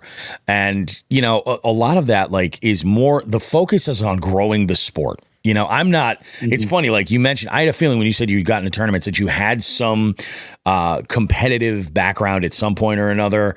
Lots of times that's the way that it is. I'm not that guy. Like, I'm not a sports guy at all. In fact, last night I left the bar I was working at, like the owner, I had a full bar of people playing trivia, and the owner tells the bartender, she's like, he goes, can you have him kill the music? Because we want to put the audio for the Celtics game on. And I'm like, fuck those Celtics. Fuck them. I'm like, I just filled your bar with 20 tables of people that are here to play trivia. Just because the game is over and I'm playing my outro song does not mean that all of a sudden everybody wants to watch the fucking basketball game. Like, no, I could not care any less about basketball. Keep the audio off. Like, if you want to listen to the announcers, watch at home. You know what I mean? I'm like, that is bullshit. Mm-hmm. So, I mean, I'm very much of the, like, I am not a sports guy at all. I like the community though of all this shit. Like, it's bizarre. Mm-hmm. I hate people, but I love gatherings. That kind of thing. You know what I mean? And yeah, people in general, yeah. But then, like, if I pick my people out of the crowd. Yep. And I love those people. Those are my people. Yeah. Like if there's that common interest, like I love that kind of stuff. So I totally get, like, there's folks that aren't necessarily competitive that just want to find the community, you know, and tournaments give you an event. And that's the thing that's cool. Cause it's like, I've had conversations with content creators before, like, oh, we should get a bunch of people together and, you know, go and camp and fish and do this. And I was like, you know what the problem with that is? Big group of people trying to find someplace off the grid. Like, somebody's going to get pissed. Like, it's a different animal. Tournaments are really convenient because you get the travel element, you know, with some of these, especially Kayak Adventure Series, you know. And anything that's on that bigger, like, regional level, go and try it. You haven't fished in this area, you know, sign up for something like EKF or something in the Northeast, or, you know, hook up with a Hobie BOS tournament or something, just for the sake of trying it. But then you get these serious guys that are just like, that is nuts. And I love the fact, so the winner of the Shoalipalooza, he's not like a massive tournament angler at all, right? No, he's yes. I don't really think so. He does the bass slam like me. Actually, the day I caught my first my last fish for the bass slam, he was there. He was like half of my guide up there in Dahlonega. He was taking me through like his hometown. He's like, yeah, you should probably catch a spot out of there. Yeah. And he really is the nicest guy. Like, couldn't have happened to a better guy to win it. That's honestly freaking great, dude. Like, and I love it because that happens a lot too. You get a local that's like, oh, I know these bodies of water. And that's what like Joe from the show, he says it all the time. He goes, when you roll up to a tournament, you see that older angler in that well-seasoned tracker, and you're like, shit. Because they know something about that body of water that probably nobody else is aware of. And because he wouldn't have signed up if he was just, he's not going to drop his, $150 if he doesn't feel like he's got a shot. And sometimes that's what it is. That's wild, dude. Well, good luck, man. I hope your tournament experience, you might want to, just to dabble, you might want to look online and check out some monthlies. Because if you're available, I got to show you something real quick. Yeah. So this I did get from the tournament. It is a second place for the micro bag division. Dude, you got second place for the micro bag? If I knew how to read, I would have gotten first place. Oh, gotcha. I took the pictures wrong when I submitted the fish. I beat the winner by about 8 inches. No shit. And they told me on the stage, they're like, Ethan's being penalized from first place to second place because he didn't take the pictures right. And I was like, but you know what? You're never going to make that mistake again. No way. Oh my God, dude. Good for you, man. It was so exciting. Like, I didn't know how I was doing. They didn't give me any warning beforehand. They just called me on stage, and John Dalton with Freak Fishing Adventures. He's the one who got first place, and he talked to me afterwards, and he's like, "Hey man, you should have won this." Or like, "You next time, you definitely got me." And I'm like, I'm glad you beat me, man. Like, you took the pictures right. You deserve it. You're a great guy. It's wild that it's not easy to do well catching small fish. Like, you can catch a lot of them, but the risk that they're going to come off is huge. Mm-hmm. Like, it is crazy. That is awesome, man. Dude, that's quite the accomplishment for your first tournament. Yeah, I had a 5-inch, I had a 5 3/4, a 6, and then 2 7s. No kidding. And they were all shoal bass. So they were all shoalies? Wow. Mm-hmm. Dude, that's awesome. Good for you, man. Congratulations. Thank you. Next time, I think I'm going to try and catch bigger fish too. Oh, for sure. Yeah. Oh, of course. I got like 39th out of 81. So like pretty much dead center. Yeah. But you made up top half. That's amazing. Did you limit out? Oh yeah. Oh my God. Yeah. I had, my smallest was 14 3/4 and my biggest was 19 1/4. All right, there you go. That's killing it. We did get 6th. Me and my real good friend Austin, he was my teammate. We got 6th in the team division. So I feel I feel great about it. I wish I had I wish I had won first place, but of course. I really enjoyed it. And I looked at them and I'm like, dude, we're absolutely going to Ocala. That's not even an option because they got Ocala next February. I'm really looking forward to the Susquehanna. All right, awesome. I can't remember which month that is, but I want to do that one. Bowling Green's about like 6 hours from me. Yep. And the one in the Ozarks I'm going to try and hit those. It all depends on my work. I do a lot of traveling for work. So if I can't get the time off, I can't get the time off, and I don't want to show up on the day of with no preparation in a spot that I've never been to before. Oh, for sure, man. Yeah, you gotta play it out the right way. Yeah, but amazing experience. I absolutely recommend it. Anybody who's thinking about doing it to totally do it.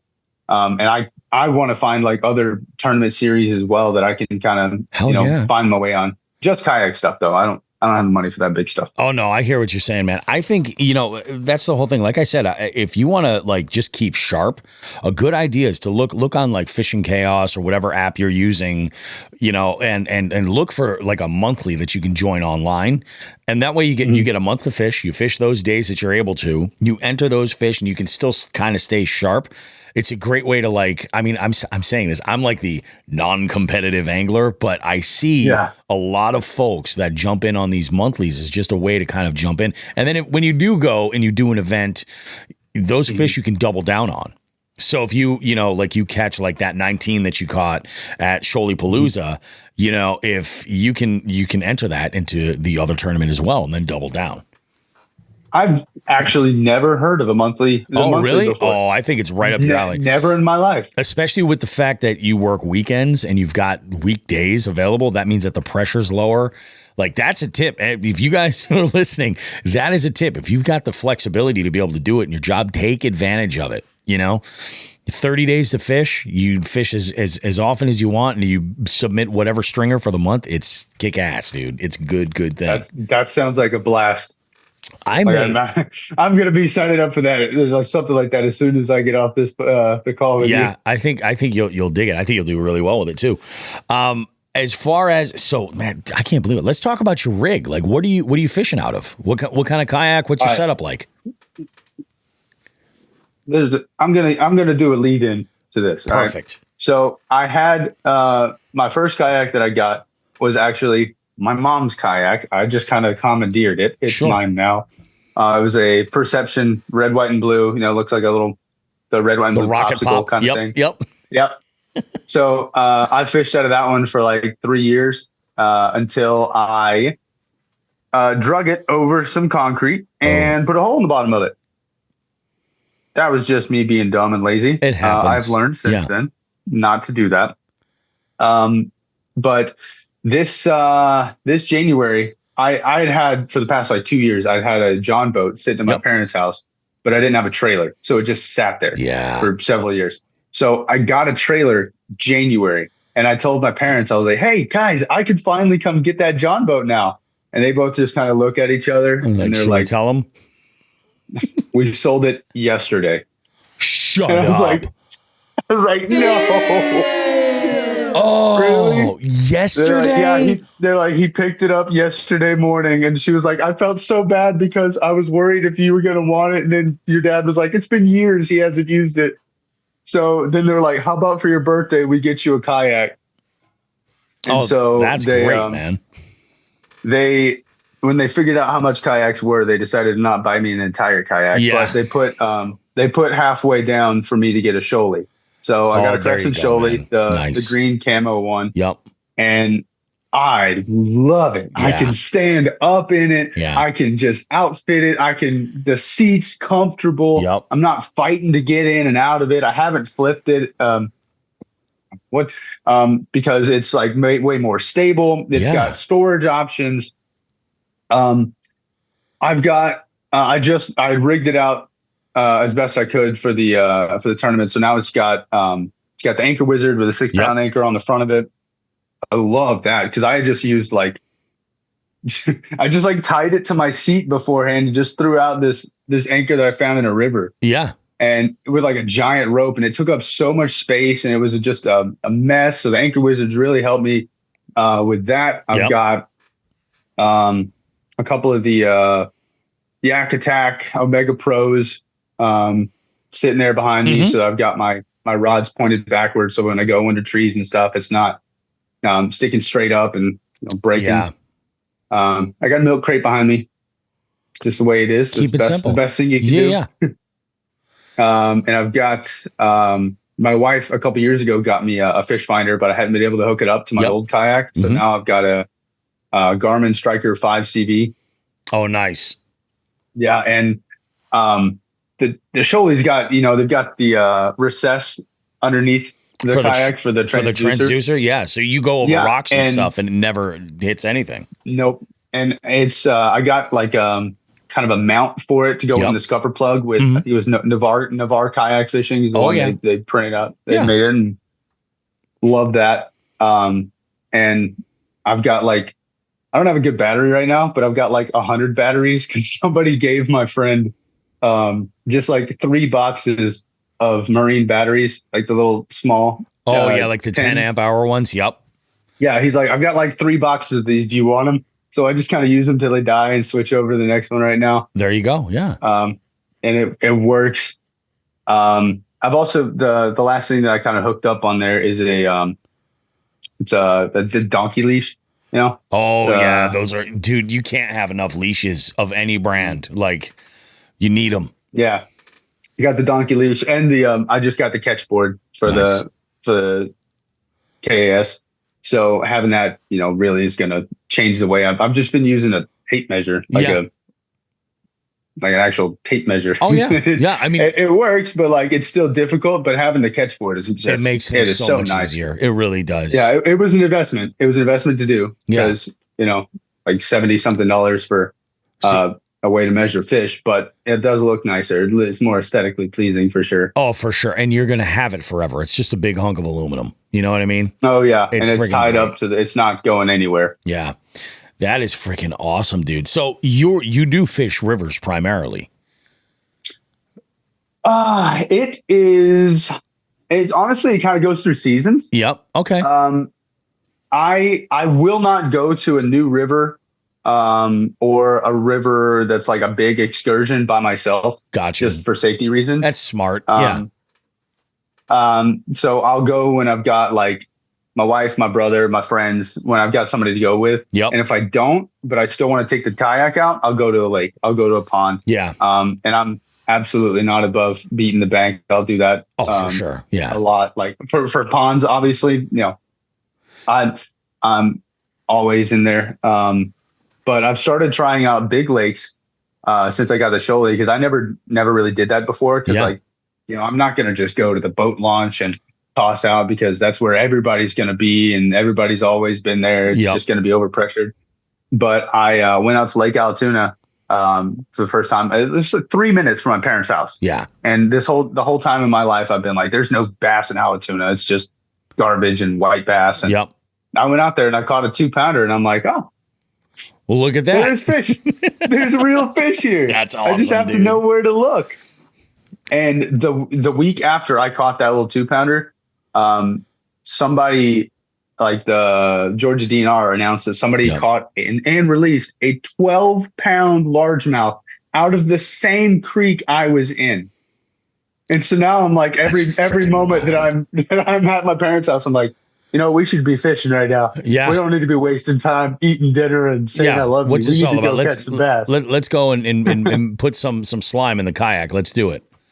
Let's go make your dad a legend. Come on. Yeah. Damn, man, that is freaking awesome, dude.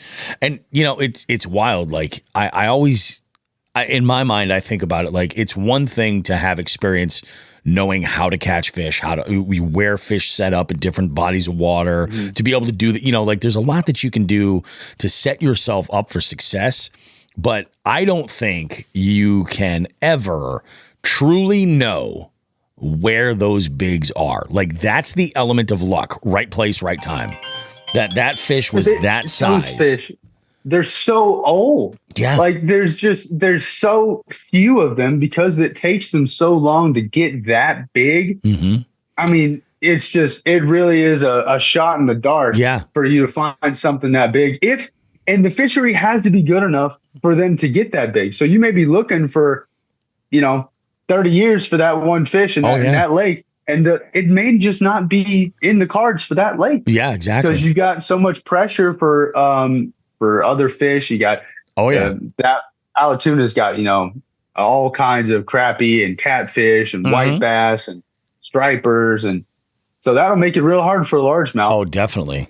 Yeah, too much competition. There are other places that do. There are other places that do better with fishery management for largemouth than Georgia for sure. Yeah. But they're getting better, and I appreciate what they're doing. That's awesome. I do wish they'd stop stalking the little rainbow trouts everywhere and instead focus on other fish. But I appreciate they're trying stuff. They're doing stuff. It's not like it's a wasted department. They're working, and they have like seminars. Like they had, well, not a seminar, but they had like a gathering of people who did like fish for shoal bass. Yep. And they said, we want to hear what you have to say on how to fix the shoal bass population and how to work on that. And I love that they're trying to reach out to hear from people. Yeah. And the DNR, they've got their flaws, but they're definitely trying their hardest over here. Putting some effort I appreciate that. Yeah, that's awesome.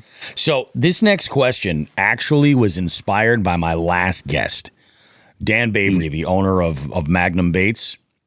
He mentioned that he and his buddy would go and they'd hit the water, and as they were launching the boat, like they'd have Notorious B.I.G. Gimme the Loot playing as like their hype song. So it got me thinking, when you're sending it, like whether you're driving to the lake or whatever, in your mind, what is your hype song that you would put on to like put you in that position? And I used to ask, like, what are you listening to, like in general? But I think that this says a lot more if you can identify like one specific song.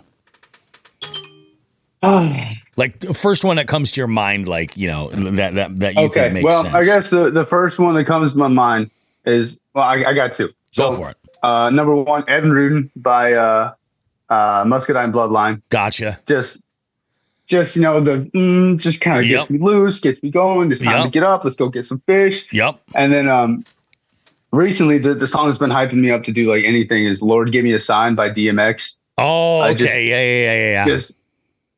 Just hearing him barking, man, just gets me going. That's what I'm saying. How many rappers bark like a dog? It's crazy. That's it's so funny, man. Like I love that kind of stuff because like that tells you so much about like where someone's mentally, like where they are when they're going out to fish. I love that, dude. That's freaking awesome. Ethan, this is great. We have one other question to go over, and it's okay. I'm looking for two stories. The first one is like if you're at like a wedding or some kind of an event or something, maybe you're standing at the bar and somebody's like, oh, hey, so-and-so told me that you fish. Like, what's that story you're going to share with them? It might be a PB. It might be where like something interesting happened or it all went to hell and you were able to like, save the day. Whatever that situation is, like, what's that story you lead with? And then the other story I want is the time you're on the water when it was just like, and it all went in the toilet. Like it was just bad news. All right. I guess just a real simple one. When I was the good one, is when I was 12. Like I really didn't know what I was doing with fishing, and I went up. My family went to Alaska to visit my cousin who was at the Air Force Base in Anchorage. Oh, he was working on the F-22s up there. Yeah, dude. He was like high up in the Pentagon and part of their program.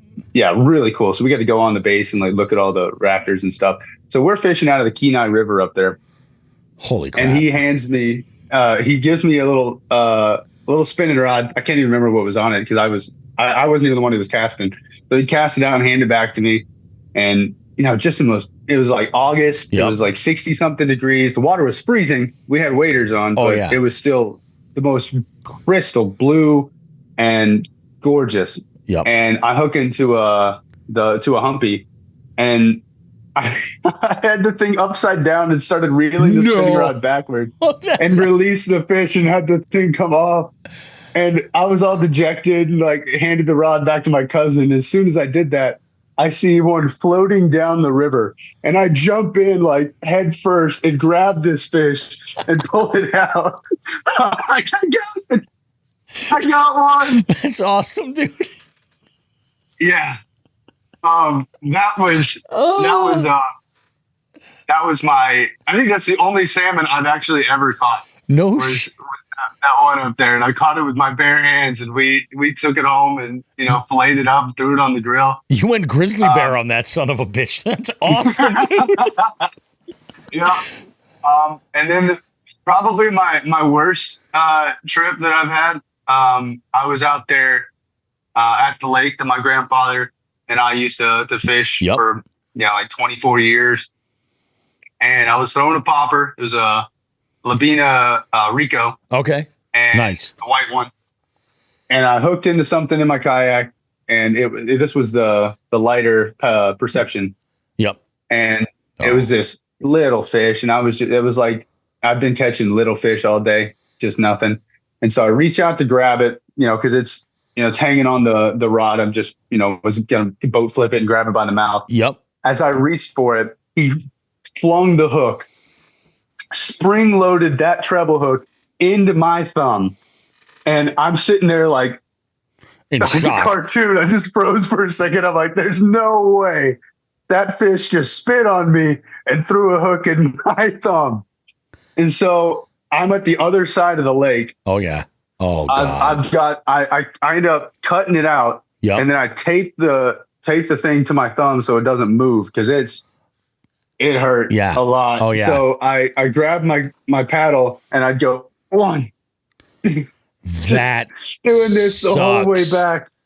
Oh for my God. 30 minutes I was paddling over there, and I finally get over to the edge, and I've got to I get out of the water and I pull it up, and I'm like, there's no way I'm going to be able to get this back to my truck. Yeah. So it's a neighborhood like lake. Mm-hmm. So I see some guys like gardeners that were working on the stuff, and I was like, hey guys, could you help me like load my kayak into my truck? I need to go to the urgent care. And they didn't speak English, but they saw my thumb, and they're like, so they helped me load it up. And that's the universal language. Ouch. Ow, blood. Yeah. Yeah. So I loaded up, went to the urgent care, and they pumped my thumb full of like lidocaine. Oh yeah. Isn't that shit amazing? It was great, except it like got in my blood, and all of a sudden my whole body was going numb, and I'm like, I gotta lay down. Yep. I told him, I was like, do not cut this lure. It's like $20. Like, I need this lure. And so they cut it out. They saved the lure. And I caught one of my fish for my bag, for the micro bag, on that lure. No last kidding. Weekend. No shit. Nice, dude. That's freaking crazy, man. Oh. I can't. So you weren't connected to the fish at all. It literally spit the hook, and the hook like. Oh, it was straight ninja spring loaded. That's never touched the fish. God. Oh wow, that is wild. That fish is like next level. Son of a bitch. He was a little devil, that's for sure. That is crazy, dude. Ethan, this was absolutely awesome, man. Absolutely fantastic. Great having you on the show, dude. Do yourself a favor. Let folks know where they can track you down and follow you on any social media or anything. If they have any questions for you, go ahead and promote yourself. I'm pretty much just on Instagram, Neon Camo 14. Yep. I throw my pictures up on there. I don't do much. I try to do videos. I'm getting better at editing stuff, but as of right now, it's just the Instagram. But yeah, if you want to reach out to me, I'm happy to talk anytime. Absolutely. Do you have a promo code or anything for Dark Horse you want to drop, or an affiliate link? Neon Camo 10. Neon Camo 10. So if you guys are looking at anything over at Dark Horse Tackle, use that promo code. Ethan, this is absolutely phenomenal, man. What a way to start a Tuesday morning.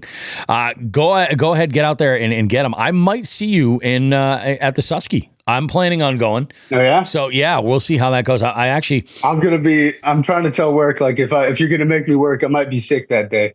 There you go. You gotta do what you gotta I've heard so many people talk about it. Me too. I've never fished the Susquehanna, and I recently had my my kayak in a river that was flowing pretty good, and I'm like, this boat is not designed for it. I have a Titan 13.5, like I have a bass boat built for one, and I'm like, I don't know if that's a good idea. I don't know if I'm going to be able to. It's hard to paddle, man, and. I'm not sure about the depth or the current, and if I'm going to be able to hold any spots. Like I might want to look into throwing a micro power pole on or something, just to be able to grab something and actually be able to fish. But I don't know. We'll figure that out. But plan is anyway, I'm going to be down there hosting fishy trivia. Worst case scenario, I might not enter the tournament and just bank fish or do something like that. But yeah, just start bothering other people bringing in the bigs while they're sitting there catching nothing during the tournament. You guys catching them? What are you throwing? I love it, dude. I absolutely love it. I've just got some liver here. Yeah, there you go. Oh, man. Well, hey, dude, thanks again. This was absolutely fantastic. Of course. Do me a favor and message me just a picture of you holding an absolute tank, and we'll use that for the artwork when this drops. Oh, sweet. Sounds good, man. I'll do that. Awesome, dude. Hey, you take care. All right. Have yourself a great week. All right, man? Have a good one. All right. Take care. See ya.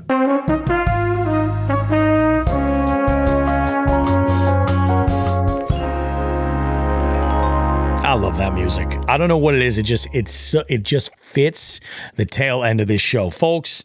It's been an amazing show. We had a great conversation with Matt Thayer. We also talked a bunch of fishy shit. We let you know all about the stuff happening in June. Not only is there another scavenger hunt that's starting in June, but there is the slot limit tournament, which, by the way, just as a reminder, Dark Horse Tackle is now offering any of their subscribers who place in the top 5, their July box is going to be free, which is just absolutely fucking amazing. Super generous. Love those dudes, love what they're doing, and would just totally appreciate them. Matt, thank you so much for being a part of the show, dude. Like, this was fantastic. Long time coming. It's way overdue. Having me. Absolutely, man. No, it was really, really great. I feel thanks for having me. I feel like we definitely had a good moment of education to try to, like, at least have a discussion to get people thinking about that bladed jig or spinnerbait or both, or what do I do? Like, I feel like we can at least, if nothing else, we may not have necessarily solved something definitively, but we had a conversation and folks can definitely think for themselves. And you should be thinking for yourselves, guys. That's really what this is all about. Man, Joe, your next tournament's not till June, huh? Man, my next big tourney's not till June. I've been thinking about hopping into a open here or there. And I do the Wednesday. I'm going to hop back in the Wednesday night league with Dan. It just hasn't lined up with work lately. You and I should plan an outing, like, if for nothing else than to create some fucking Joe and Bobby roast beef content for the YouTube channel, because I think that would be absolutely bananas. Yes. We need to do that. 100% we need to do that. So let's plan that this week. Let's get a fucking date. Shit, you know what? Maybe we should do the fucking slot limit tournament together. Ooh, could do that. You know what I mean? Yeah. What's the date on that again? The 29th. June 29th. You can register all the way up until like the day before. So that's right. Registration is open now. You can enter. I think it's a $30 ticket. It's winner take all. Yeah. I also think if you or I win, right? I'm taking it all. You're taking it all. I was going to say, let me put it this way. If Bobby Roast Beef wins, I'm going to roll those winnings into the July multi-species scavenger hunt. So I'm that guy that doesn't do I'm that guy that doesn't do many of the like the tournaments for like charity because I'm like, oh fuck, you don't want to give it up. Yeah, exactly. Like they're gonna expect me to just give the money back. It's just like anytime you do a charity event at all, everybody's like, like if you're at a Jack and Jill. Good example. Yeah. New England listeners, you know what I'm talking about. Yeah, Those of you that are outside of New England, maybe it's a buck and doe or an engagement party, anything where there's some kind of a raffle. If you're doing a 50-50. Motherfuckers expect you to take that 50% of the money that came in and give it over to the couple. And I'm telling you from experience, there is a 70% chance you ain't getting that money back. Do not count on that shit. Yeah. Don't. Yeah. I've told folks all the time, I'm like, why do you want to do a 50-50 raffle? You're robbing potential income from your other shit. Yep. You know what I mean? Like, they'll buy the tickets regardless. Like a 50-50. Yeah, it's fucking crazy. It's fucking crazy. For Jigs and Bigs, yes, I think we should. If one of us wins, we need to roll it over. Well, I think we roll it over because I've been toying around with the idea. Man, maybe we should have put this in the beginning of the show, but I've been toying around with the idea of trying to bring on a scavenger hunt month. Like maybe it'll be next April. Maybe it'll be next May. Who knows? We take a month and we sponsor it. And we have a group together put up money where it is 0 entry. All you have to do is have a catch board. No entry. Okay. And then these sponsors of the event put up the prize money, and it's the payout structure that it normally would be.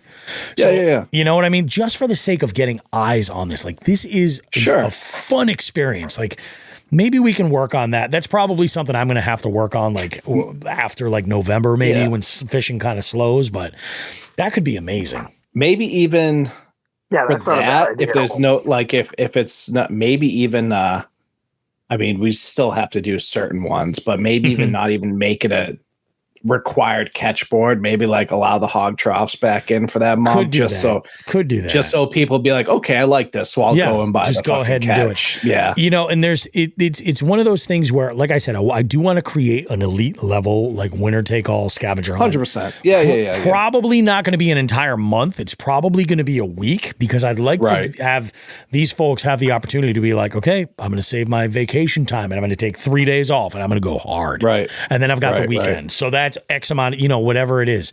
I'm amazed at the numbers that some of these dudes put up, and they're still working 9 to 5 Monday through Friday. Like I'm pretty sure that's how Tim Behan works.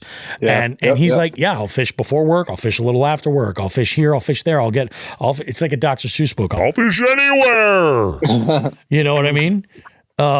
Is he still canceled? That's a good idea for the the no entry tournament. That might be a good idea just to do, start off the year on, this is the first one, and then there'll be, you have to pay to enter the rest of the year and everything, but something like that. But that's a good idea. I'm gonna show you guys a picture right here that came into me during the recording of this show, and I'm putting it here because statistically there is less listeners at this end of the show than anywhere else. But this is where I'm at right now. Okay. We just had somebody text me this pike. It comes in at 34 inches. If you zoom way in to the measuring tape that's there. And I responded back. I was like, oh, where's the catch board? And they go, oh, he was too big for it. It's 35 inches. Board's only 32. And I was like, you need to put the fish on the board and then put the tape alongside. It's the vertical edge that's needed. It's in the rules. I can't approve it if you enter it. These are the things. Now I understand why Sean the Fisherman was so close to losing his mind so often. Because I'm like, it's in the rules. you know what I mean? You know what, Bobby? You know what we need to do? What's that? We'll go out on the boat and we'll do like a fucking YouTube / TikTok tutorial on like, okay, if this happens or if this happens, here's what you do. If that's a really good idea. And we could even get something longer than what's that? You got to do like, it's got to be like the old school how to play dodgeball. You got to get the big glasses and stuff like that, and the black and white and everything. Oh, you see? You're trying to pull the fast one on me. Yeah, exactly. Oh, man, I freaking love it. Dan Griffin says, Bobby, I might need a partner on a Wednesday night sometime. Dude, I wish I could do that. I go, Wednesday's a big fucking night for me for trivia. I'm like, I can't take a Wednesday off. I wish I could. Maybe if there was a fire. I mean, I heard Matt knows some people. Matt knows. I'm thinking that maybe we could put something together. It's so crazy, man. Like my schedule for evening fishing sucks. It really does. Yeah. Like I got to get out on a Saturday night and that's it. Although maybe I could do like a Friday right after work. Maybe. Right. I don't know, man. It's fucking ridiculous. Anyway, thank you guys for being a part of the show. Matt, before we wrap up, let everybody know where they can find you, where your baits are available, all that stuff. Let folks know what's up with Klondike Custom Creations. So first, thank you again for letting me come on the show. I had a lot of fun. But I am on most of the social medias, Facebook, Klondike Custom Creations, Custom Woodworking and Fishing Lures is my Facebook page. You can always add me as a friend, Matt Thayer. And then I'm also on Instagram, Klondike Custom Creations, and then the same thing on TikTok. I do a lot of videos of me actually turning on the lathe. I make all kinds of different topwaters, like we talked about, spinnerbaits, bladed jigs, regular jigs, buzzbaits, stuff like that. I got a really small brain, and I like to make a whole lot of different things. No, it's good. I enjoy custom work. I enjoy custom work as well, hence the name. So if you have an idea for a bait or whatever, I'd be happy to, sit down and try to make it for you. I enjoy that kind of thing. Custom colors. If you want me to match something, I can do the best I can, with something that's produced. I'm also messing around with soft plastics. I'm not looking to really go whole hog into the whole soft plastic deal. Yeah. It's just going to be, it's for myself. You may see me throw up some plastics for sale just to kind of help the cost out a little bit. And then you may also see me offering like trailers for spinnerbaits and stuff like that. Yep. Yeah. That's awesome. Different things. But like I said, I like to make a lot of different stuff. Small brain, like Ricky Bobby. I don't know what to do with my hands, stuff like that. I will say this too. Not only does Matt do in the world of making baits, Matt's also heavily into woodworking. And if you are an angler and you need like a good cutting board or you need a gift for somebody, you should hit him up about that stuff as well. In fact, Matt, I think I might need to utilize your talents to make an official Jigs and Bigs catch and cook cutting board for like a big butcher block one that I can, take when I'm camping and pop on my table and cut open more snakehead full of parasites. Absolutely. I would love to do that. That would be awesome. That would be so cool. Yeah. I think that's going to have to happen. You guys are going to see a lot more food shit too on the Jigs and Bigs YouTube. Like I really, really want to send it at a good, high quality, clean body of water and do a really good catch and cook. Show you guys like my recipe but when I dine on rainbow trouts and all that goodness. I want to get a ruler on that cutting board too. So you can have like a ruler on it. Definitely. Like a catch board ruler. Yeah. That'd be cool. Ooh. I got a couple ideas. That would be pretty cool. I love that idea right there. Joe, you got anything to throw in here before we wrap this sucker up? No, I think we nailed it. Gonna head to bed soon and hit the water early tomorrow. It's a good idea. I'm gonna do some editing tomorrow. Matt and I are gonna fish on Tuesday. And then I got to hit up Alec because we're going to hit the water. We're going to hit the river, I think. That's the plan, which is awesome because there's a lot of species in there that I need to get into. I also have to get over my fucking problem with fishing with oxbow in my kayak. I really do. I just got to get fucking over it and send it. It's like, I don't Ain't nothing to it but to do it. I don't like the current, man. I just want to fucking stay in one spot. Like, I got the weight to lose. Fuck it. I should just pedal my ass off and just deal. Yep. I should just deal. All right, guys. Thank you so much for checking out this week's show. This was absolutely fantastic. Remember, follow Matt Thayer at Klondike Custom Creations. Also, follow Ethan Grizzard, our guest in the beef seat this week. Appreciate you so much. As always, we know that we have the best listeners out there, the best followers. All of you guys that follow us on social media, we appreciate you. As always, remember to continue to keep tagging us in your fish pics. Send us, whether it's in your story on Instagram or whether it's on in a post, tag us so that this way we can show a little bit of support back and share your stuff with everybody as well.